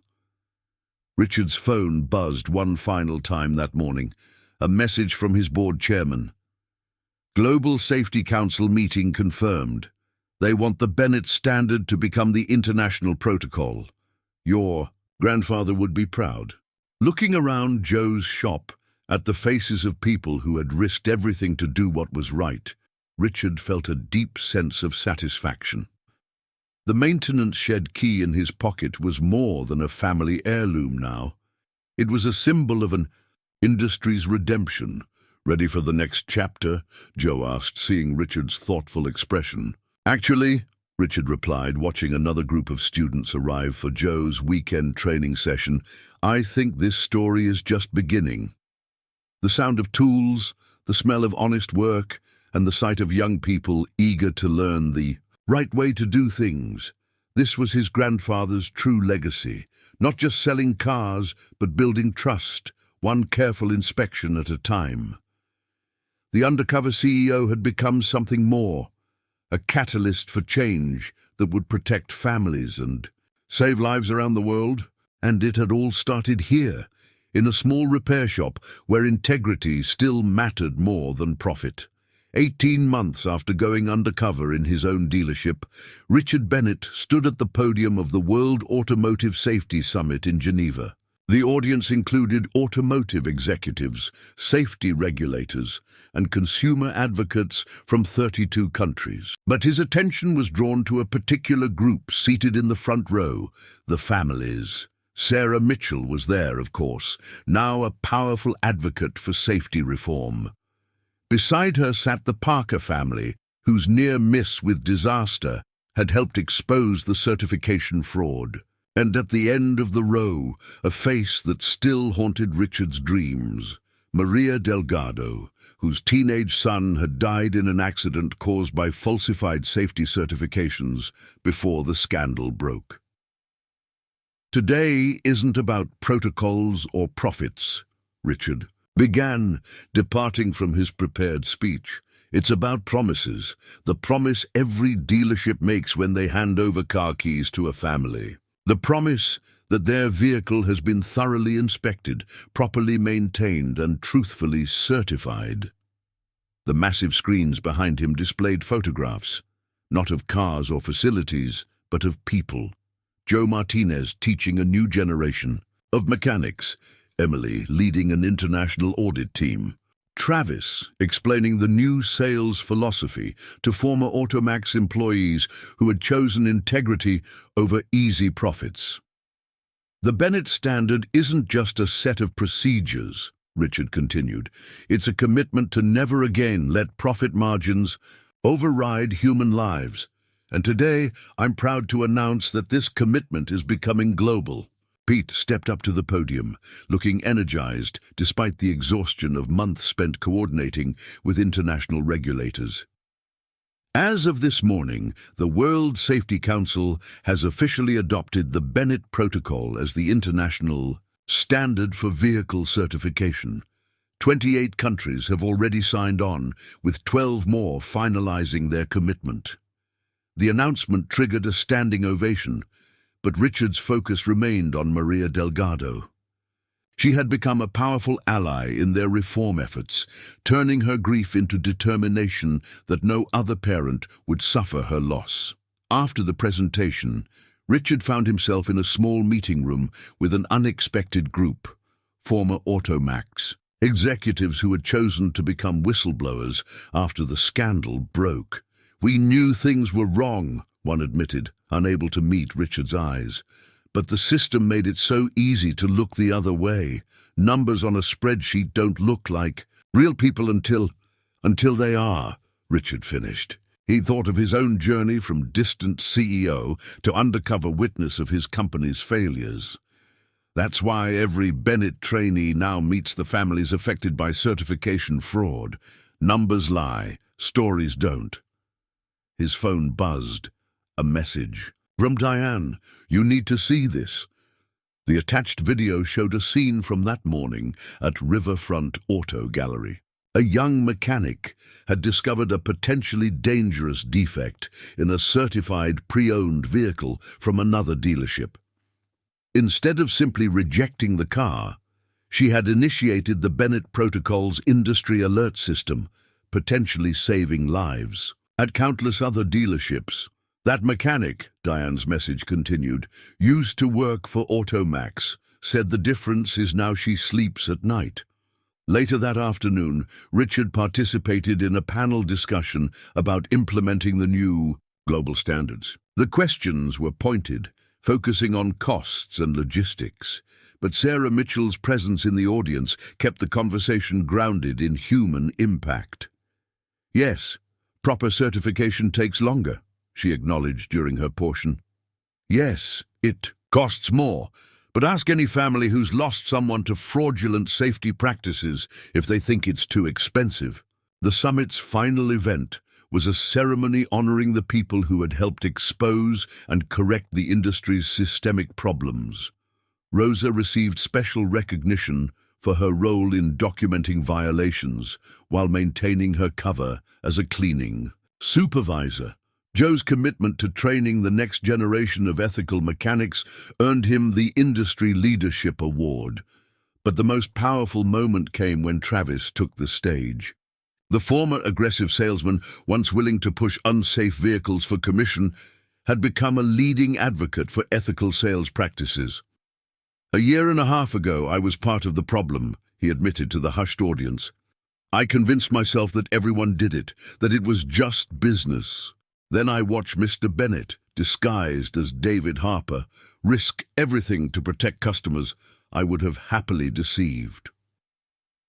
Richard thought back to that first week undercover, watching Travis pressure the young college student into a predatory deal.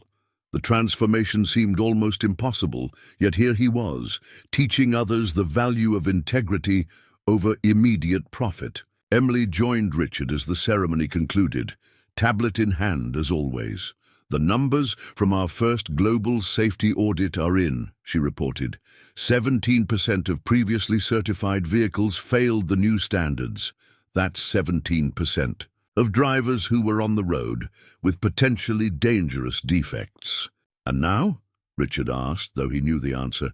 "Zero tolerance policy in effect at all participating dealerships. Every vehicle meeting the Bennett standard has passed rigorous inspection. No exceptions, no compromises. The maintenance shed key, now a symbol of the movement, had been replicated in the summit's logo, a reminder that every great change starts with one person deciding to do the right thing." As the day wound down, Richard found himself back with the families in the front row. Maria Delgado gripped his hand, tears in her eyes. "My son's death wasn't meaningless," she said softly.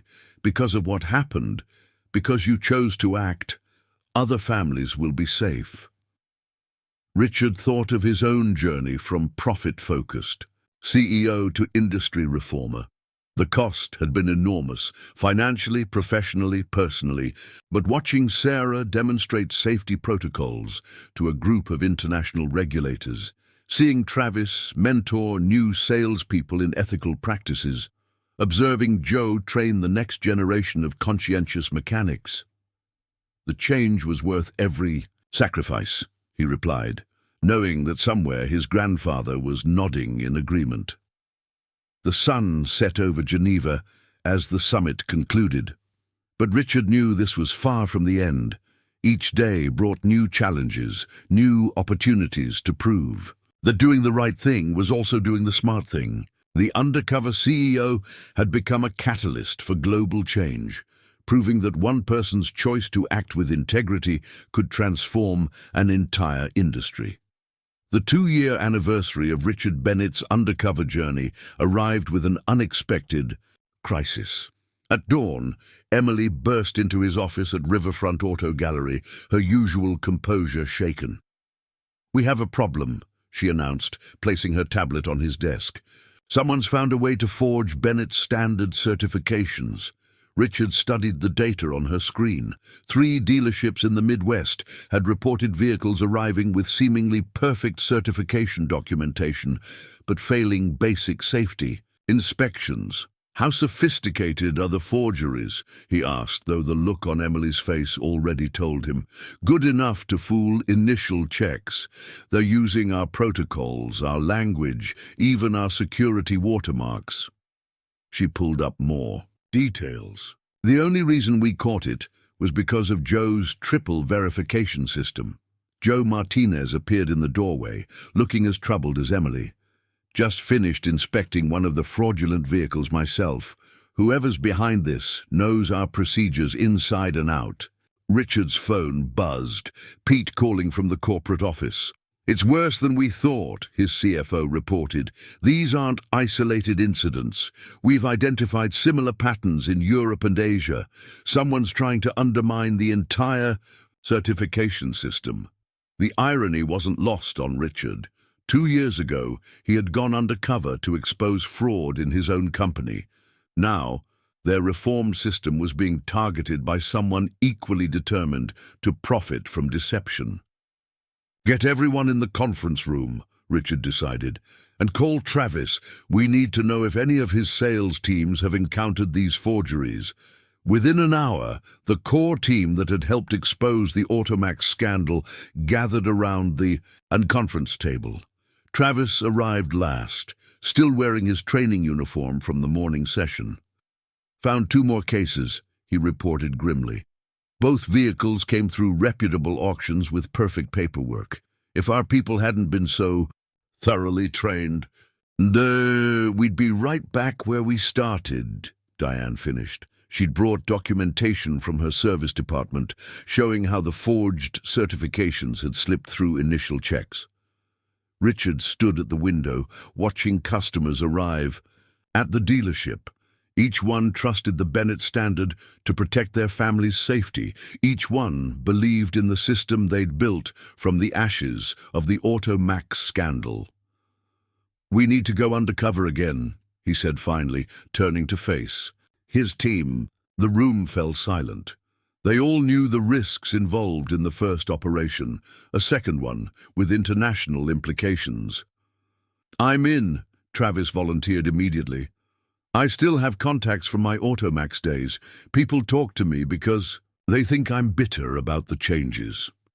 Emily was already typing on her laptop. "The forgeries have a pattern. 3 major auction houses, all recently acquired by a holding company called Global Auto Solutions."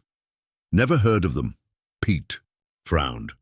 "Because they didn't exist 6 months ago," Emily explained. "But look who's on their board." The screen displayed a familiar face. Robert Nash's former deputy at Automax, released from prison 3 months ago. "They're trying to rebuild the old system," Richard realized, but this time with forgeries instead of corrupt dealerships. Sarah Mitchell wheeled into the room, arriving for her regular training session. Seeing the serious faces, she asked, "What's happened?" When they explained the situation, Sarah's expression hardened. "So they're still putting profits above lives, just with better forgery skills." "Not for long," Richard promised. He turned to his team. "Here's what we need. Travis, work your contacts. Find out who's supplying these certifications. Emily, trace the money. These operations need financing." "What about me?" Sarah asked. Richard smiled. "How would you like to buy a certified, pre-owned car? As far as Global Auto Solutions knows, you're just another customer looking for a good deal." The plan came together quickly, drawing on their experience from 2 years ago. But this time, they had advantages they hadn't had before. An international network of honest dealers, sophisticated tracking systems, and most importantly, people who understood what was at stake. Joe brought in his most trusted mechanics to document the forged certifications. "We need to prove not just that they're fake, but how they're endangering lives." Rosa, now head of facility operations, coordinated with cleaning staff at auction houses. "Nobody notices the cleaning crew," she reminded them. "We can access records after hours without raising suspicion." By nightfall, Operation Legacy was in motion. Travis made his first contact with former Automax colleagues, playing the role of a disgruntled Bennett employee looking to return to the good old days. They took the bait," he reported later that evening. "Meeting set for tomorrow at a private auction house. They want to discuss opportunities in certification services." Richard sat in his office long after others had left, studying the maintenance shed key in its frame. The last time he'd gone undercover, he'd been trying to save his company. This time, he was fighting to protect something much bigger, the integrity of a system that saved lives. His phone buzzed with a message from Sarah. "Just scheduled my first car viewing. You should see their faces when a wheelchair user asks about safety certifications." Despite the seriousness of the situation, Richard smiled. They had built something powerful in the past 2 years. Not just protocols and standards, but a community of people committed to doing what's right. Tomorrow, they would begin dismantling another criminal enterprise. But this time, they weren't. Starting from scratch. They had truth on their side, and an army of honest people ready to defend it. The war for automotive safety wasn't over, but at least now they knew how to fight it. The private auction house loomed before Travis like a fortress of glass and steel. 2 years ago, he would have walked in confidently, ready to charm his way through any situation. Now, wearing a wire and carrying fake business cards identifying him as Thomas Wilson Independent Dealer Services, his hands were slightly damp. "Audio check," Emily's voice came through his nearly invisible earpiece. She was parked across the street in an unmarked van, monitoring the operation. "Clear," Travis muttered, adjusting his tie. Richard had chosen him for this first contact. Because of his history, former Automax employees would believe his story of wanting to return to the old ways of doing business. "Remember," Richard's voice joined Emily's, "they'll be watching for signs of deception. You're not just playing a role. You're becoming someone who genuinely resents the Bennett standard." Travis thought about his training sessions that morning, teaching new salespeople the importance of honesty in every transaction. The irony of now having to lie convincingly wasn't lost on him. Inside, the auction house was exactly as he remembered from his Automax days. The smell of new leather, the gleam of fresh paint, the quiet murmur of deals being made. A familiar face approached. Victor Reeves, former Automax regional manager. "Tommy?" Victor grinned, using the fake name from Travis's previous message. "Good to see someone from the old crew who hasn't drunk the Bennett Kool-Aid." Travis forced a bitter laugh. "Hard to make real money when you're spending half your time on safety protocols." Victor's smile turned conspiratorial. "That's exactly what we need to discuss, but not here." They moved through the facility to a private office. Through his earpiece, Travis heard Emily confirming that their surveillance was still active. Sarah was also in position, having arrived earlier as a potential buyer, her wheelchair giving her the perfect excuse to linger near important conversations. "So," Victor settled behind his desk, "tell me what you know about Global Auto Solutions." Just rumors," Travis replied carefully, "that some people from the old days found a way around all these new regulations, a way to make certification profitable again." Victor studied him for a long moment. "You understand this conversation never happened? Like all the conversations we used to have about creative financing?" That earned him a genuine laugh. "You haven't changed, Tommy. All right, here's the deal. We've developed a certification process that's, let's say, more efficient than Bennett's overcautious approach."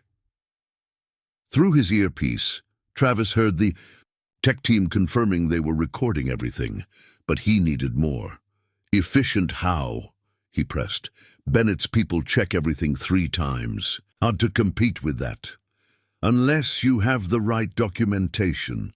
Victor opened a drawer, removed a folder. "Take a look."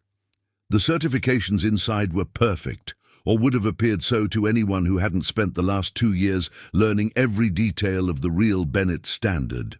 Travis noticed subtle differences that Emily had highlighted in their briefing. "These are good," he admitted, letting genuine admiration enter his voice. "But Bennett's system is locked down tight. How are you getting the security codes?" Victor's smile widened. "Let's just say we had some help from the inside, someone who helped design the original protocols." In the surveillance van, Emily's sharp intake of breath matched Travis's own surprise.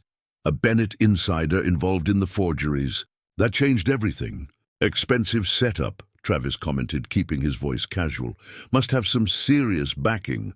"Global Auto Solutions is just the public face," Victor confirmed. "The real money comes from overseas, people who understand that all these safety regulations are just barriers to profit." Travis let his eagerness show. "Where do I fit in? We need people with experience, people who know how to move product without getting bogged down in details." Victor leaned forward. Interested in regional management? Territory's yours if you want it. When do I start? There's an initiation task first. Prove you're really committed to the old way of doing things. Victor handed him another folder. We need information on Bennett's next safety protocol update. Word is, they're adding new security features. Travis took the folder, his mind racing. They weren't just after current certifications. They were trying to stay ahead of Bennett's security measures. I might know someone in their IT department, he said slowly. Guy who's not happy with all the changes. Perfect. Meeting tomorrow night. Same time. Bring whatever you can get. Victor stood, extending his hand. Welcome back to the real car business, Tommy. Outside, Travis waited until he was safely in the surveillance van before letting out a long breath. Did we get all that? Emily was already reviewing the recordings. Every word, but the insider connection, that's a problem. Richard's voice came through the speakers. More than a problem. It means our entire security system could be compromised. What's our next move? Travis asked, removing his wire. We stick to the plan, Richard decided. But now we're not just looking for forgers. We're hunting a traitor. Back at Bennett Motors, the team regrouped in Richard's office. Sarah had gathered valuable information from her role as a potential buyer, including overhearing conversations about shipping routes for vehicles with forged certifications. They're not just targeting the US market, she reported. These cars are going worldwide. Families in countries that trust the Bennett standard won't know they're buying potential death traps. Joe arrived with results from his inspection of recently discovered forgeries. They're getting better at hiding the defects. Without our enhanced protocols, these would pass routine inspection. Richard stood at his window, watching the sunset paint the sky in shades of amber. 2 years ago, he'd gone undercover to save his company. Now they were trying to save not just Bennett Motors, but the very concept of trusted safety certification. Tomorrow, he announced, we start identifying every employee who had access to our security protocols. Someone betrayed not just us, but every family that trusts our certification. His phone buzzed. Pete with more news. Global Auto Solutions. Just registered as a certified training center in 3 countries. They're building legitimacy for their forgeries. The maintenance shed key caught the last rays of sunlight, its shadow stretching across Richard's desk like a reminder of all they had at stake. Travis, Richard turned to his reformed salesman, you're going back in tomorrow, but this time we're not just gathering evidence, we're setting a trap. The plan was risky, but they had learned from their first undercover operation. This time, they weren't just fighting for one company's soul, they were defending the very principle that had driven Richard's grandfather to build Bennett Motors, the idea that every customer deserved absolute certainty in their vehicle's safety. The war for automotive integrity had entered a new phase, and somewhere within their own organization, someone was working to undermine everything they had built. Dawn broke over Bennett Motors' corporate headquarters as Emily methodically reviewed personnel fields. On her screens, employee access logs scrolled endlessly, every interaction with the security protocols over the past 2 years. Found something, she called out to Richard, who had been pacing behind her for hours. The system updates always happened during third shift. Minimal staff, less oversight. Richard leaned over her shoulder, studying the pattern. Who had access during those hours? That's the interesting part. Emily pulled up a new window. Only 4 people, myself, Pete, our head of IT security, Tom Reeves, and... She paused, her face paling slightly. And Robert Nash's daughter, Lisa Nash. She was hired in IT 6 months ago. Emily's fingers flew over the keyboard. How did we miss this? Her background check was perfect. Richard's jaw tightened. Because she used her mother's maiden name. Gardner, Lisa Gardner. The implications were staggering. They had unknowingly hired the daughter of the man whose criminal enterprise they had exposed, and she had access to their most sensitive security protocols. "Call Pete," Richard ordered, already reaching for his phone to contact Travis. "We need to—" The lights went out. Emergency generators hummed to life, but Emily's screens remained dark. "Systems locked," she reported, typing furiously on her backup laptop. "Someone's initiated a complete network shutdown." Richard's phone buzzed. Travis sending an encrypted message. "Meeting with Victor moved up. They're accelerating something. Need to go in now." Through the windows, Richard could see activity in the IT department across the courtyard. A figure was hurrying toward the parking lot. Lisa Nash, carrying what looked like external hard drives. "Emily, track every change she made to our protocols. Pete, alert all participating dealerships. Switch to backup certification systems immediately. I'm going after her." But as Richard reached the stairs, his phone buzzed again. The message made his blood run cold. "Mr. Bennett, you lost something once. Want to lose it again?" RN attached was a photo of his grandfather's maintenance shed key, the real one, not the replica that hung in his office. "They have the key," he told Emily through his earpiece. "Robert Nash. He's behind all of this. Lisa was just the inside access he needed." "The key is just symbolic," Emily started, but Richard cut her off. "No, it's more. That key opens the original documentation vault in the old maintenance shed. Everything from before digital records, including evidence of every deal we made to save the company during hard times." Understanding dawned in Emily's voice. "They're not just after current certifications. They want to destroy Bennett Motors completely." Across town, Travis arrived at the auction house for his emergency meeting with Victor. Through his wire, the team could hear everything. "Tommy!" Victor's greeting was artificially bright. "Perfect timing. We're about to demonstrate our new certification process to some international buyers." The private showing room was filled with men in expensive suits, representatives from automotive companies around the world. On screens behind them, Lisa Nash's face appeared via video call.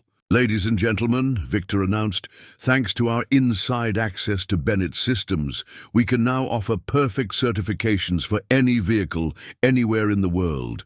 The Bennett standard is about to become meaningless in the surveillance." Emily worked frantically to trace Lisa's network connection. "She's not just stealing protocols, she's uploading something to our main servers."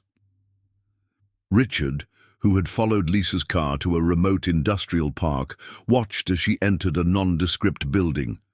"Whatever she's planning, we need to stop it. Now, Travis, keep them talking. Pete, implement Operation Blackout."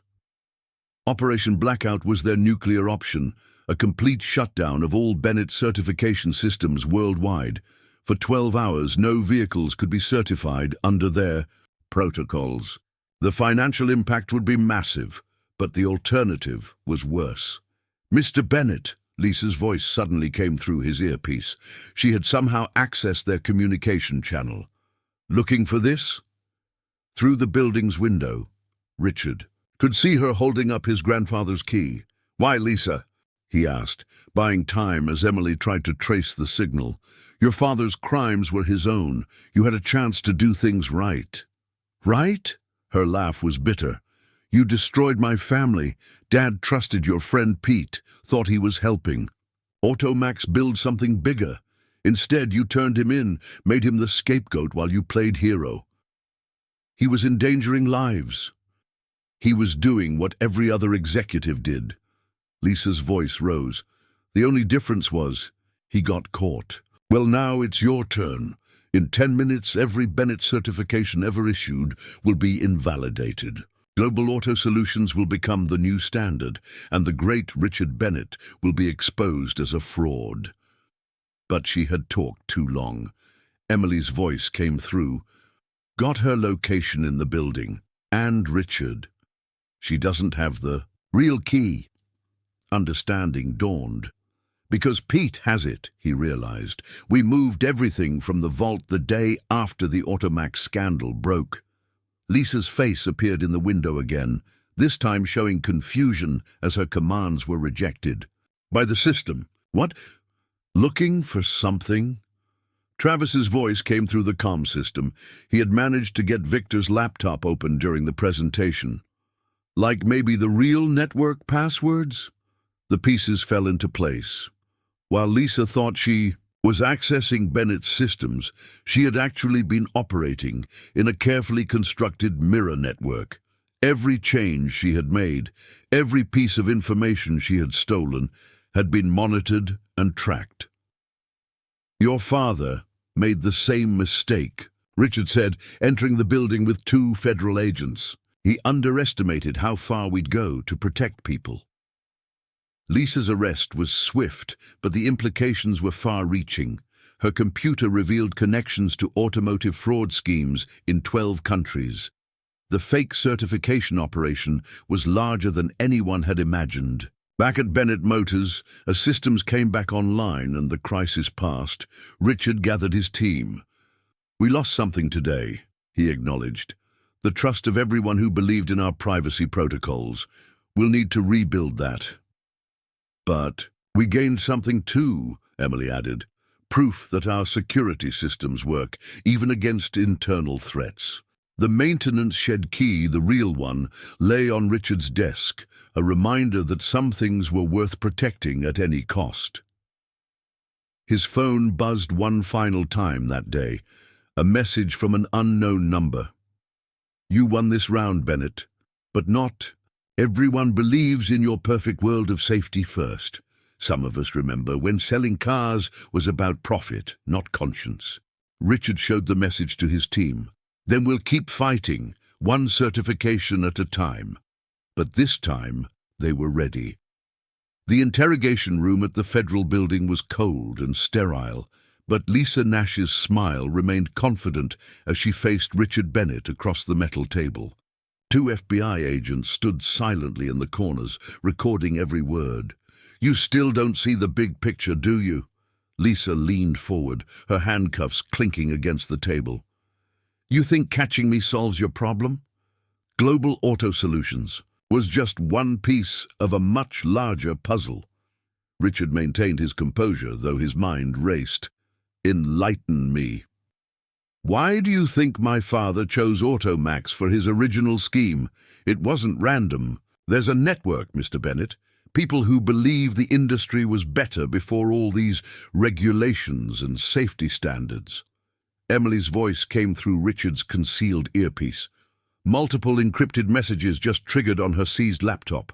Some kind of dead man's switch.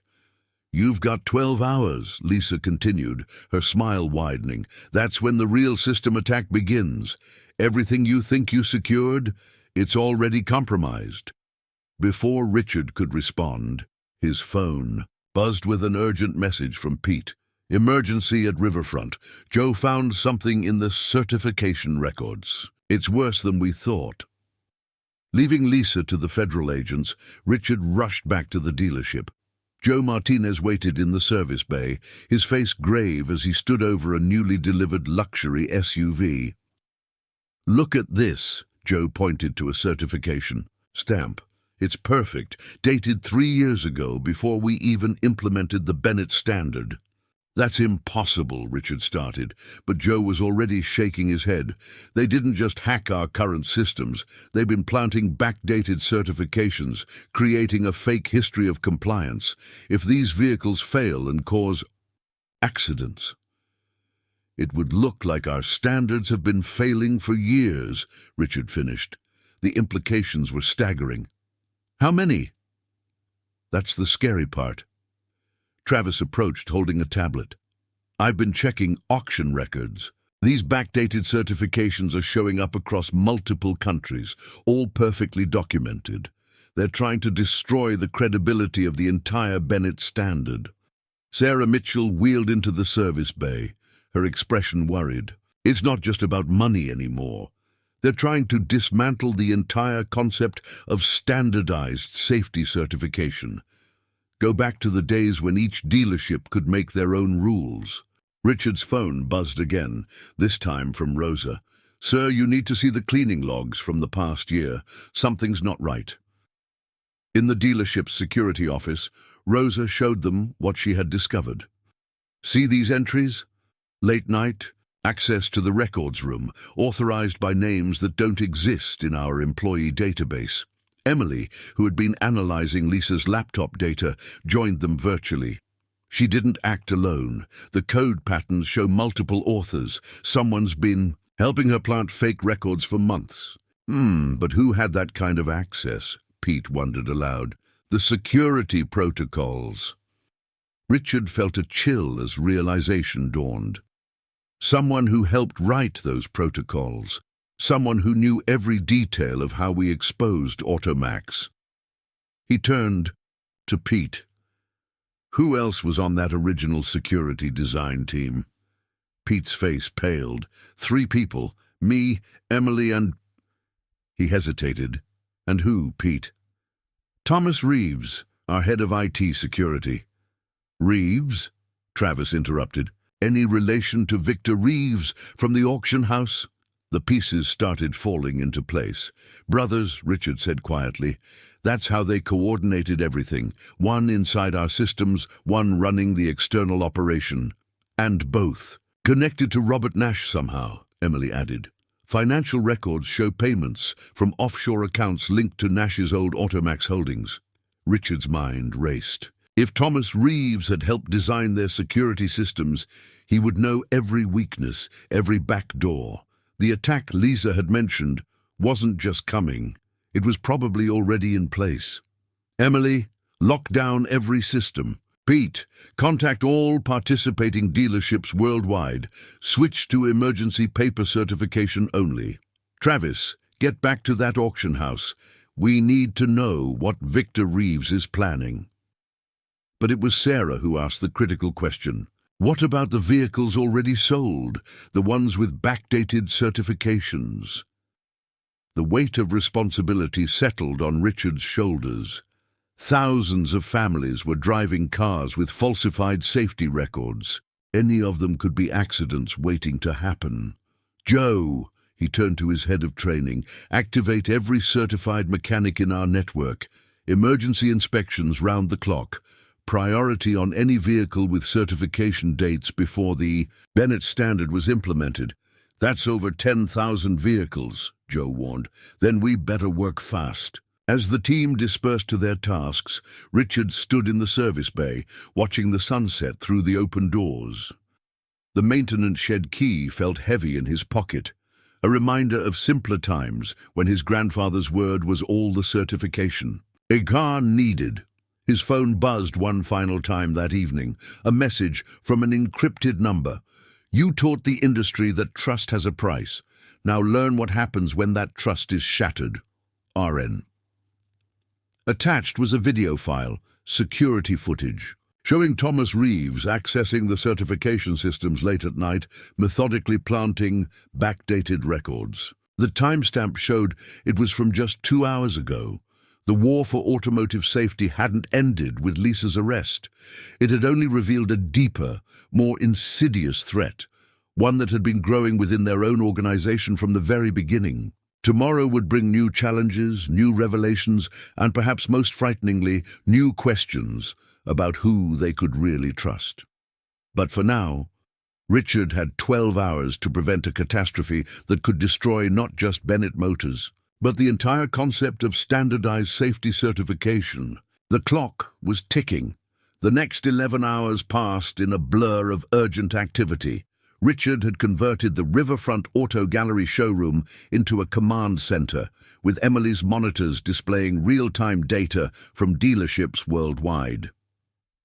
The luxury vehicles normally occupying the space had been moved to make room for rows of workstations where teams coordinated the emergency response. "Status update," Richard called out, his voice hoarse from hours of continuous crisis management. 8,000 vehicles inspected so far, Joe reported from his station. Found critical safety issues in 12%. All owners have been contacted and replacement vehicles arranged. Travis's voice came through the speakers. He was back at the auction house, maintaining his cover as Tommy Wilson. Victor Reeves is getting nervous. Just overheard him on the phone with someone. Kept mentioning contingency plans and accelerated timeline. He knows we're onto them, Pete added, reviewing financial data. There's been a surge of activity in those offshore accounts. They're moving money fast. Sarah wheeled between workstations, coordinating with customer service teams. The media's starting to ask questions. We've had calls from 3 major networks about why we're conducting mass vehicle inspections. Richard checked his watch. 7 hours remaining until Lisa Nash's deadline. Whatever she had triggered on her laptop was still counting down, and Thomas Reeves remained unaccounted for. "Mr. Bennett," Rosa hurried in, holding her tablet. "Security footage from last night. I found something odd." The video showed Thomas Reeves in his office, but he wasn't alone. On his screen was a video call with someone whose face was hidden in shadow. Using enhanced audio, they could make out fragments of conversation. "Nash wants it done before the Asian markets open. A full system collapse, just like Automax. But Bennett won't know what hit him until—" "Emily," Richard turned to his tech expert, "can you clean up that video? Identify who he's talking to?" "Working on it, but—" Emily's fingers flew over her keyboard. "Wait, that shadow isn't just bad lighting. It's deliberate masking, professional grade. Like someone who knows how to hide from security systems," Pete mused. "Someone who's done it before." Richard's phone buzzed. A message from Diane, who was coordinating with international dealerships. "Emergency alert from our Tokyo partner. All their certification records just vanished. System shows a complete reset to factory settings." "It's starting," Emily warned, her screens flashing with alerts. "Asian markets are opening, and our certification database is being wiped clean, country by country." "Can you stop it?" "Not without the master encryption key, which should only exist in 3 places." She looked at Pete. "My copy is secure," he assured them. "Biometric safe in my home office." "Mine too," Emily added, "in an off-site location." "And the third?" Richard asked, though he already knew the answer. "Thomas Reeves." Travis's voice crackled through the speakers again. "Victor's on the move. Multiple SUVs just pulled up to the auction house. They're loading servers and hard drives. They're not just erasing our records," Richard realized. "They're replacing them with their own backdated versions. When the systems come back online, every vehicle we've ever certified will show their documentation instead of ours," Emily finished. "Decades of safety standards replaced with fraudulent papers." Sarah's face hardened. "And when accidents start happening." "Bennett Motors takes the fall," Pete concluded, "along with every dealership that adopted our standards." Richard's mind raced. They had built something larger than just a certification system. They had created a global standard for automotive safety. If that trust was shattered— His phone buzzed again. An unknown number. Like father, like daughter. Time to learn what it feels like when your life's work crumbles. RN. Attached was a photo that made Richard's blood run cold. Robert Nash, sitting in Richard's grandfather's original office, holding the real maintenance shed key. "That's impossible," Pete started. "The key is in my safe." "Check it," Richard ordered. Minutes later, Pete's voice shook as he called back. "It's gone, along with every original document from the vault." The pieces suddenly fell into place. "Thomas Reeves didn't just help design our security systems," Richard said slowly. "He helped design Pete's home security too." 4 hours until Asian markets fully open," Emily reported, "once their trading day starts." "We lose everything," Richard finished. "Decades of trust, thousands of lives protected by their standards, all about to be erased and replaced with fraudulent certifications that would put countless families at risk." But as he looked around the command center, at Joe coordinating emergency inspections, Sarah managing customer communications, Travis maintaining his cover despite the danger, Emily fighting to protect their systems, Richard felt something beyond determination. They think destroying our records destroys what we built, he announced to his team. But they forgot something crucial. What's that? Pete asked. Richard held up his phone, showing Nash's taunting message. They're so focused on erasing our past, they forgot about our present. Every vehicle inspection we've done in the last 11 hours, every safety issue we've discovered, creates new certification records. Emily caught on, her eyes widening. Records that prove our standards work. And expose their fraud, Sarah added.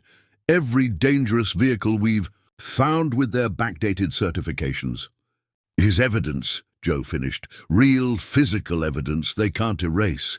Richard's voice strengthened. We have 4 hours, not to stop them from erasing our history, but to prove our standards save lives. Right now, today. The maintenance. Key might be gone, along with the original documents. But the real legacy of Bennett Motors wasn't in papers or databases. It was in every safe vehicle on the road, every honest inspection, every family protected by their standards. The next 4 hours would determine not just the fate of Bennett Motors, but the future of automotive safety worldwide. And this time, they weren't just fighting to expose fraud. They were fighting to prove that integrity wasn't just a historical record. It was a living, breathing commitment renewed with every vehicle inspection. The war for the soul of automotive safety had entered its final phase. 3 hours and 45 minutes remained when Richard Bennett arrived at his grandfather's original dealership location. The small building had been preserved as a museum of sorts, a reminder of where Bennett Motors began. Now, seeing Robert Nash's black SUV parked outside, it felt more like a battlefield. In position, Emily's voice came through his earpiece. She had orchestrated a digital perimeter around the building, monitoring all communications. 2 heat signatures inside. Nash and Thomas Reeves. Travis, Richard whispered, following Victor Reeves. He's headed your way with 3 vehicles full of servers, ETA 10 minutes. Richard touched the replica maintenance shed key in his pocket, a decoy they had prepared for just such an occasion. The real key, as Nash would soon discover, was worthless without something else, something only Richard knew. Mr. Bennett. Nash's voice carried from inside as Richard entered, right on schedule. The old office looked wrong with Nash, behind his grandfather's desk. Thomas Reeves stood by the window, laptop open, fingers moving constantly across the keyboard. 3 hours, 38 minutes, Reeves announced. Asian markets preparing for opening bell. You know this won't work, Richard said calmly, noting the original maintenance shed key displayed prominently on the desk. Erasing our records doesn't erase what we've built. Nash's smile was cold. No, in 4 hours, every Bennett Motors certification will be replaced with our own versions. Decades of your precious standards gone, and when vehicles start failing, people will die, Richard finished, like they did under Auto Max. Is that really what you want, Robert? More families destroyed? What I want. Nash stood slowly. I want you to feel what I felt, watching everything you built crumble because someone decided their way was better. You took my company, my reputation, my freedom. Now I take your legacy. Through his earpiece, Emily reported, Victor's convoy just turned onto the access road. But Richard, we've got another problem. The bank's network security just flagged unusual access to Bennett's corporate accounts. Of course, Richard said aloud, understanding dawning. This was never just about certifications. You're draining our accounts too. Smart man, Nash nodded. Hard to fight fraud allegations when you're bankrupt. Hard to maintain safety standards when you can't afford basic operations. Thomas Reeves spoke without looking up from his laptop. Funds transferring now. Untraceable cryptocurrency. By market opening, Bennett Motors will be financially and professionally ruined. Richard felt an odd sense of calm. You still don't understand what my grandfather built, do you? Either of you. Oh, spare us the speech about trust and integrity, Nash scoffed. I've heard it before. Not from me. Sarah Mitchell's voice carried from the doorway as she wheeled herself in. But you'll hear it now. Nash's composure slipped slightly. This is a private meeting. Like the private meetings where Automax decided my life was worth less than their profit margin. Sarah positioned herself between Nash and the desk. I've spent 2 years working with Bennett Motors, helping them build something you couldn't. Understand, a system that actually protects people. Through his earpiece, Richard heard Emily's urgent whisper, Victor's convoy is 2 minutes out. But Richard, Joe found something in the inspection records, something huge. You know what we discovered in our emergency inspections today? Richard addressed Nash. 12% failure rate in vehicles with your backdated certifications. That's thousands of potential accidents waiting to happen. Accidents that would be blamed on Bennett Motors, Sarah added. More lives ruined to satisfy your revenge. Nash's smile returned, touching, but in 3 hours none of that will matter. Every record, every certification, every inspection, gone. Check your phone, Richard said quietly. Nash's expression froze as his phone buzzed with incoming alerts. Thomas Reeves cursed at his laptop. What is this? Nash demanded. Live feeds, Richard explained, from every Bennett-certified dealership worldwide. Real-time video of mechanics performing inspections, documenting safety issues, protecting families. You can erase our history, Robert, but you can't erase what's happening right now. Shut it down, Nash ordered Reeves. Stop the feeds. I can't, Reeves admitted. They're broadcasting on. This isn't possible. They're using Automax's old secure channels. Courtesy of Victor, Travis's voice came from behind them. He entered, still wearing his Tommy Wilson disguise. You should really check references more carefully. Nash lunged for his phone, but Emily's voice filled the room from hidden speakers. Too late. Cryptocurrency transfers reversed, account access locked. And those servers Victor's bringing? Already compromised. Everything on them is being uploaded to federal investigators right now. You see, Robert, Richard stepped forward, we learned from the Automax scandal. We built something stronger than records and certifications. We built a community of people committed to doing what's right. Sarah wheeled closer to Nash. People like me who understand the real cost of putting profit over safety. People like me, Travis added, who learned that integrity matters more than easy money. Through the windows, they could see Victor's convoy arriving, already surrounded by federal agents. It's over, Robert, Richard said softly. Thomas, step away from the laptop. As authorities entered the building, Richard picked up his grandfather's original maintenance shed key from the desk. You want to know something funny? He asked Nash, as agents led him away. This key, it hasn't worked in the real vault for 2 years, because some things are too important to protect with just a piece of metal.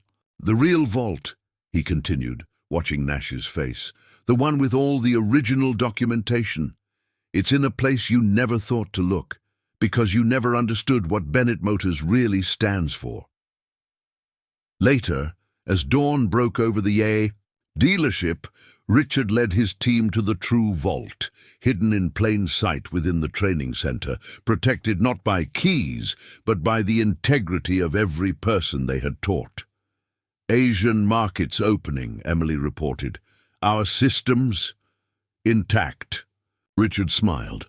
Every certification, every inspection, every life saved. Because that's what my grandfather really built. Not just a company, but a legacy of trust that can't be stolen or erased. The maintenance shed key, both real and replica, would go into the Bennett Motors Museum. But the real key to their success wasn't made of metal. It was forged in the hearts of people who believed that doing the right thing wasn't just good business. It was the only business worth doing. The week following Nash's arrest passed in a whirlwind of activity. Richard Bennett stood in the Riverfront Auto Gallery Training Center, watching teams of investigators comb through years of fraudulent certifications. The scope of Nash's operation had proved even larger than they'd imagined. "Final numbers are in," Emily announced, approaching with her ever-present tablet. They had infiltrated certification systems in 27 countries, over 40,000 vehicles with falsified safety documents. "How many have we found?" Richard asked, though he dreaded the answer. "So far, 15,000 inspected, 2,000 with critical safety issues." She paused, letting the weight of those numbers sink in. "But we're finding them, Richard. Every single one." The showroom had been transformed into an international command center, screens displayed, real-time updates from dealerships worldwide as they worked around the clock to identify and repair compromised vehicles. Joe Martinez had deployed teams of certified mechanics across the country, while Sarah coordinated with families affected by the fraud. "Mr. Bennett?" Travis approached, looking different in his proper Bennett Motors uniform. The days of playing. Tommy Wilson were behind him. "You should see this." He led Richard to the customer lounge, where a news broadcast was playing. Victor Reeves was being led into court, but it was the headline that caught Richard's attention. "Global Auto Solutions. Conspiracy exposes industry-wide fraud." "They're calling it the biggest automotive safety scandal in history," Travis said quietly, "but not because of Bennett Motors, because we caught it." Richard's phone buzzed, Pete with an update from the corporate office. "Board meeting in an hour. They've seen the preliminary damage reports. The financial cost of inspecting and repairing thousands of vehicles was staggering. Bennett Motors had committed to fixing every compromised car, regardless of whether it carried their certification or Nash's forgery. The decision had been automatic. Lives mattered more than money. But the impact on their bottom line was severe. "Sir?" Rosa appeared at his elbow. "There's something you need to see in the original maintenance shed." The small building that had started everything looked different now. FBI technicians had set up equipment throughout, analyzing every inch of the space where Nash had tried to destroy Bennett's legacy. "Look what we found behind the old filing cabinet," Rosa said, pointing to a dusty corner.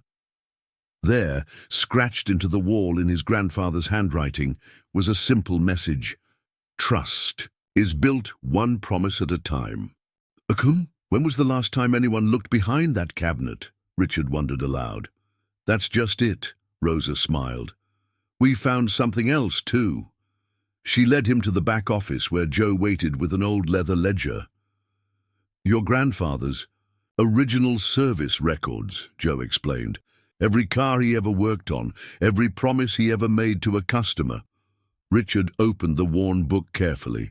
Each entry was meticulously detailed, not just repairs made, but conversations with customers, concerns addressed, trust earned one interaction at a time.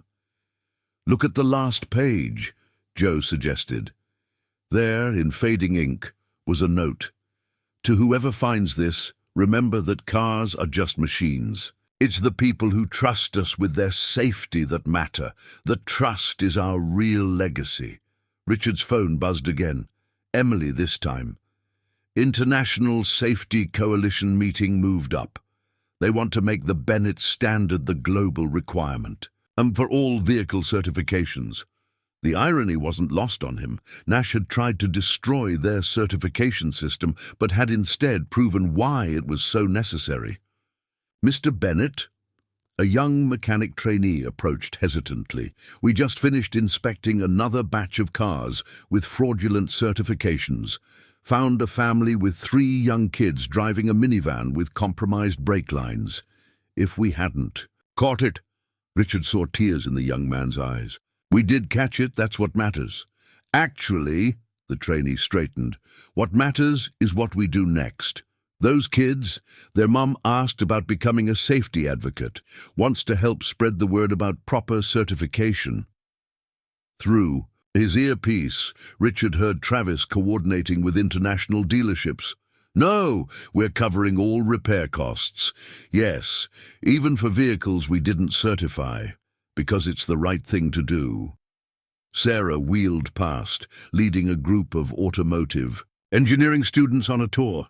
"This is where we learned that safety isn't just about protocols," she was saying.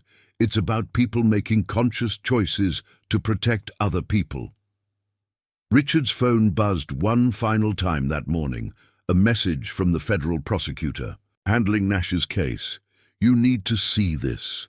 Attached was a surveillance video from Nash's holding cell. The former executive was writing something, and through enhancement they could read the words, "I forgot what mattered. Bennett didn't." In the maintenance shed doorway, Richard watched his team at work. Emily developing new, more secure certification protocols. Joe training the next generation of ethical mechanics. Travis showing salespeople how to prioritize customer safety over commissions. Sarah turning her personal tragedy into a mission to protect others. The board meeting would be difficult. The financial challenges were real. But looking at his grandfather's message on the wall, Richard knew they would find a way forward, because some things were worth any cost. His phone buzzed again. This time from an unknown number. Your grandfather would be proud, not of the certifications or the standards, but of remembering what really matters. An old friend. The signature simply read, "The night guard who watched him work late, 1947. Trust, Richard realized, wasn't just a business principle. It was a legacy passed down through generations, protected by people who understood that doing the right thing wasn't always easy, but was always worth it. The maintenance shed key might have been retired to the museum, but the real key to Bennett Motors' future was right here, in the hearts of people committed to protecting others, one vehicle at a time. 1 month after Nash's arrest, Richard Bennett stood in the converted showroom of Riverfront Auto Gallery, now permanently transformed into the International Center for Automotive Safety and Ethics. The space that once displayed luxury vehicles now housed state-of-the-art training facilities, research centers, and a memorial wall honoring lives affected by safety violations. "First graduating class is ready," Joe announced, straightening his new uniform, Director of Global Training Operations, emblazoned beneath the Bennett Motors logo. 200 certified mechanics from 30 countries. Through the large windows, Richard could see the graduates gathering. They came from all backgrounds, former Automax employees seeking redemption, veteran mechanics embracing higher standards, young trainees dedicated to doing things right from the start. Each wore a pin displaying the new Bennett Motors motto, "Safety first, trust always." "Mr. Bennett," Emily approached, her tablet displaying real-time data from their worldwide operations. "Final numbers from the Global Auto Solutions investigation. You should see this." The scope of Nash's conspiracy had exceeded their worst fears. Over 60,000 vehicles had been compromised worldwide, each representing a family at risk. But something unexpected had emerged from the crisis. "Look at these," Emily continued, switching to a different screen. "Applications for Bennett certification training. We've received more requests in the past month than in the previous 2 years combined." The Nash scandal showed everyone why standards matter, Sarah added, wheeling up to join them. She now headed their public advocacy division, turning her personal tragedy into a mission for change. But it was our response that showed them what integrity looks like in action. Richard's phone buzzed. A message from Pete at corporate headquarters. Board meeting concluded. You're going to want to hear this. The financial impact of their decision to repair every compromised vehicle, regardless of certification origin, had been massive. Bennett Motors had spent nearly $300 million making things right, far exceeding their emergency reserves. But then, something remarkable had happened. Travis, now leading their reform sales training program, brought up the quarterly reports. Look at the customer loyalty numbers, 97% retention rate. Even families who bought cars with fraudulent certifications are coming back, not just for repairs, but for new vehicles. Because they trust us, Rosa added. She had been promoted to Director of Facility Operations, her attention to detail, proving invaluable in maintaining their exacting standards. They know we'll do the right thing even when it costs us. Through his earpiece, Richard heard Joe addressing the graduating class. You're not just learning to fix cars, you're learning to protect families, to honor trust, to put lives above profits. The maintenance shed key, now retired to a place of honor in the Bennett Motors Museum, had been replaced by something more powerful, a commitment to integrity that couldn't be stolen or forged. Sir? The young trainee approached nervously. There's someone here to see you. Says she has something you need to know about the Auto Max days. In the conference room, Richard found an elderly woman waiting. Her hands trembled slightly as she placed a worn folder on the table. I was Mr. Nash's secretary at Automax, she began, before it went wrong. He wasn't always. She paused, gathering herself. I kept these. Thought someday they might matter. The folder contained documents from Automax's early days, including correspondence between Nash and Richard's grandfather, letters that revealed a different side to the story. Your grandfather tried to mentor him, the woman explained, saw potential in him, tried to teach him the same values he taught you. But somewhere along the way, profit became more important than people, Richard finished softly. His phone buzzed again, this time from an international number. The World Safety Council was requesting Bennett Motors' help in establishing global certification standards, not just for vehicles, but for the people entrusted with inspecting, and them. Through the windows, Richard watched as Joe presented graduates with their certificates. Each one represented not just technical training, but a commitment to the principles that had guided Bennett Motors from its earliest days. Sarah was speaking to a group of automotive executives, her wheelchair positioned before the memorial wall. Every name here represents a choice someone made, a choice to prioritize profit over safety, but every graduate we train represents a different choice, to put lives first. Travis approached with more news. Former Automax dealerships were applying to become Bennett certified facilities. They've seen both sides now, he explained. They know which path leads to lasting success. Emily's screens displayed a global map showing Bennett certified facilities lighting up across continents. It's not just about cars anymore, she observed. We're changing how the entire industry thinks about responsibility. Richard's phone buzzed one final time that day, a message from the night guard at his grandfather's original dealership. Found something else behind that filing cabinet. Your grandfather left it for the day when profit tries to replace principle. Attached was a photo of another scratched message. If you're reading this, remember, trust isn't given. It's earned every day, with every decision, by every person who carries our name. Looking out at the graduating class, at his dedicated team, at the legacy they were building together, Richard understood. The undercover CEO had uncovered more than fraud. He had rediscovered the true foundation of his grandfather's dream. It wasn't about selling cars. It wasn't about certifications or standards or protocols.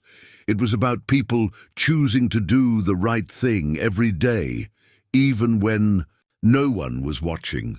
That was the real key to Bennett Motors' success. Not the one that opened a maintenance shed, but the one that opened hearts to the simple truth that integrity matters more than profit. And that was a legacy worth protecting at any cost. 3 months after the graduation of their first international class, Richard Bennett attended the opening of the new Global Automotive Safety Museum. Located within the expanded Riverfront Auto Gallery complex, it told the story not just of Bennett Motors, but of an industry's transformation. "This way, Mr. Bennett." Sarah guided her wheelchair smoothly along the exhibits. "I think you'll want to see how we arranged the main hall." The entrance featured 2 vehicles side by side. On the left, a luxury SUV with pristine appearance, but hidden safety issues, one of Nash's fraudulently certified vehicles. On the right, a modest sedan that had been properly inspected and maintained under Bennett standards. Between them stood a simple plaque. "The difference between appearance and reality can cost lives." "Powerful message," came a familiar voice. Travis approached, leading a group of new sales trainees. His transformation from aggressive salesman to ethical training director had become part of the museum's story. "These cars tell our story," Travis explained to his group. "Not just about vehicle safety, but about choices. Every day, we choose between what's profitable and what's right." Richard's phone buzzed. Emily sending updates from the International Coordination Center. Safety Council vote unanimous. Bennett standards now mandatory in 42 countries. The museum's central atrium soared 3 stories high, its walls lined with photographs. Joe Martinez teaching mechanics from around the world, Sarah speaking to automotive executives, Emily developing new security protocols. Each image captured a moment in their ongoing mission to transform an industry. "Mr. Bennett," Rosa appeared, still managing to coordinate multiple tasks at once. "The special exhibit is ready." In a quiet corner of the museum, protected behind bulletproof glass, sat 3 items: the original maintenance shed key, his grandfather's ledger, and a newly discovered document, Nash's original application to work at Bennett Motors 40 years ago. "Found this in the old files," Pete explained, joining them at the display. "Your grandfather's notes in the margin, 'Bright young man, needs to learn that success isn't measured in dollars.'" The lesson Nash had never learned now formed the foundation of their global training program. Through the windows, Richard could see new trainees arriving from every corner of the world, each committed to putting safety above profit. "Sir?" A young mechanic approached hesitantly. "We just completed the 100,000th inspection under the new protocols. Found a potentially fatal flaw that the old standards would have missed." Richard's phone buzzed again, this time from Joe. "You need to see this. Training Bay 3. In the state-of-the-art facility, Joe stood before a gathered crowd. On the screen behind him played footage from security cameras at various Bennett dealerships. Each clip showed employees choosing integrity over easy profit, mechanics spending extra hours to ensure safety, salespeople steering customers toward vehicles that truly met their needs, service advisors explaining repairs in clear, honest terms. "This is what change looks like," Joe told his audience, "not in grand gestures, but in daily choices." Through his earpiece, Richard heard Emily coordinating with international partners. "Yes, full transparency. Every inspection recorded, every certification verified. Trust isn't just given, it's proven every day." Sarah wheeled up to an exhibit featuring her own story. "You know what amazes me?" she mused. How many lives we've saved that will never know they were in danger. Families driving safely because someone they never met chose to do their job right. The museum's final exhibit stopped Richard in his tracks. It was a simple video screen, showing live feeds from Bennett-certified facilities worldwide, mechanics performing thorough inspections, trainers teaching new standards, salespeople prioritizing customer safety. "Your grandfather would be proud," Pete said quietly, "not just of the standards we've created, but of the people we've become." Richard's phone buzzed with another update, this time from the federal prosecutor handling Nash's case. "Thought you should know," he asked to make a statement. The attached video showed Nash in prison garb, addressing a camera. "I forgot what old man Bennett taught us. Thought I could build something bigger through shortcuts and schemes. But Richard," he remembered, "built something I never could. Trust that can't be bought or sold." Later that evening, as the museum prepared for its public opening the next day, Richard found himself back at the original maintenance shed. The small building had been preserved exactly as it was, a reminder of where everything began. Behind the old filing cabinet, his grandfather's message remained, "Trust is built one promise at a time." But now it was joined by new messages, stories and lessons shared by employees and customers, each adding to the legacy of integrity that had become Bennett Motors' true foundation. His phone buzzed one final time, a message from an unknown number showing a family photo taken in front of a Bennett-certified vehicle. "Today marks 5 years since your mechanics found the flaw that could have killed my children. We never met, but you saved our lives by choosing to do things right." Dakin, the maintenance shed key in the museum, might have been retired, but the principles it represented were very much alive. In every inspection, every certification, every choice to put safety first, the legacy of Bennett Motors lived on. Not as a business empire, but as a movement that had transformed an industry by proving that integrity wasn't just good ethics, it was good business. 5 years, to the day after Richard Bennett first walked into Riverfront Auto Gallery as David Harper, he stood before a gathered crowd at the International Automotive Safety Summit. The audience included faces both familiar and new, veterans of the original Undercover operation, alongside the next generation of industry leaders they had trained. 5 years ago, Richard began, I thought I was trying to save my company. What I discovered was that we needed to save something much more important, the trust that keeps families safe on roads around the world. In the front row, his core team sat together. Emily, now Global Director of Security Systems, had transformed their certification protocols into an unbreakable standard. Joe Martinez, whose small repair shop had become a legend in the industry, led a worldwide network of training centers. Sarah Mitchell's advocacy had helped pass safety legislation in 30 countries. But the real story isn't about standards or systems, Richard continued. It's about people who choose integrity over profit every single day. Through the massive windows behind him, they could see the sprawling campus that had once been a single dealership. Training facilities, research centers, and the museum now occupied an entire city block. But most striking was the constant flow of people, mechanics learning advanced safety protocols, salespeople studying ethical practices, international delegates sharing best practices. "Mr. Bennett," Travis called from his seat, "tell them about yesterday's inspection." Richard smiled, remembering.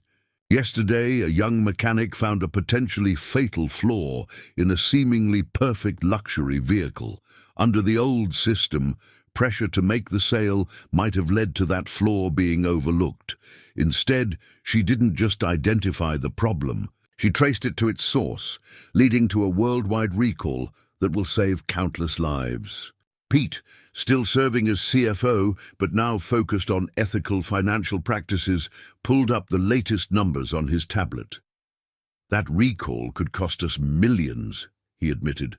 But you know what costs more? Losing the trust we've built. Rosa, who had risen to become Chief of Global Operations, distributed folders containing their latest initiative, a program to bring automotive safety education to underserved communities worldwide. Because safety isn't a luxury, she explained. It's a right. Richard's phone buzzed, a message he had been expecting. The federal prosecutor handling Nash's case had sent one final update. Thought you should know.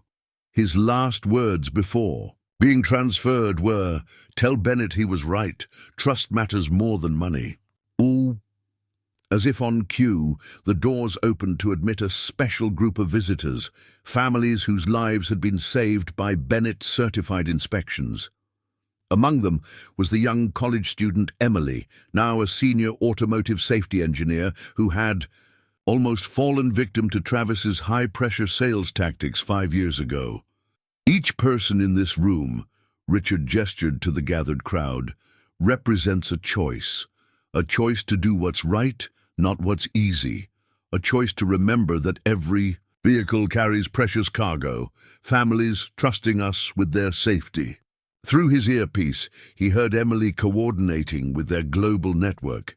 New certification standards being implemented in Asia, Africa coming online next month, South America ready for full deployment.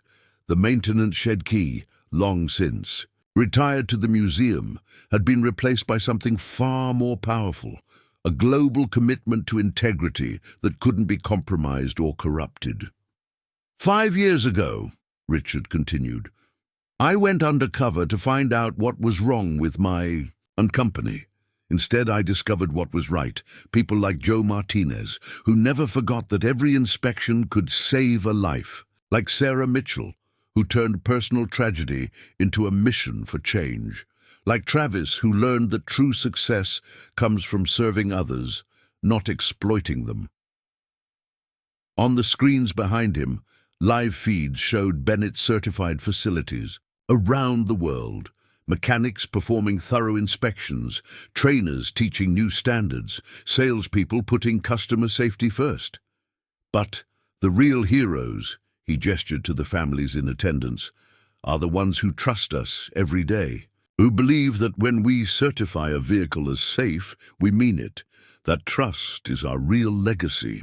His phone buzzed one final time, a photo from the night guard at his grandfather's original dealership. Someone had added a new message below his grandfather's words on the wall. Trust isn't just inherited. It's earned and re-earned every day by every person with every choice. The maintenance shed still stood at the heart of their sprawling campus, a humble reminder of where everything began. But the principles it represented had grown into something his grandfather could never have imagined. A global movement that had transformed an industry by proving that doing the right thing wasn't just morally correct, it was good business. So what's next? A reporter called out from the crowd. Richard smiled, reaching into his pocket to touch the replica key he still carried, not as a tool, but as a reminder of the legacy they continued to build. What's next is what's always been true, he replied. Tomorrow morning, thousands of Bennett-certified mechanics will start their day with a simple question. Would I let my family drive this car? That question, that commitment to putting lives before profits, is what saved our company. More importantly, it's what saves lives every day. The sun set on the Global Safety Summit, painting the sky in shades of promise. But for Richard Bennett and his team, the work would never truly be finished, because trust, like safety, wasn't a destination, but a journey, one they would continue, one inspection at a time for generations to come. In the end, the Undercover CEO had discovered something far more valuable than corporate success. He had found a truth that his grandfather had known all along, that real legacy isn't built on profits or power, but on the simple choice to do what's right every time, no matter who's watching. And that was a key worth keeping.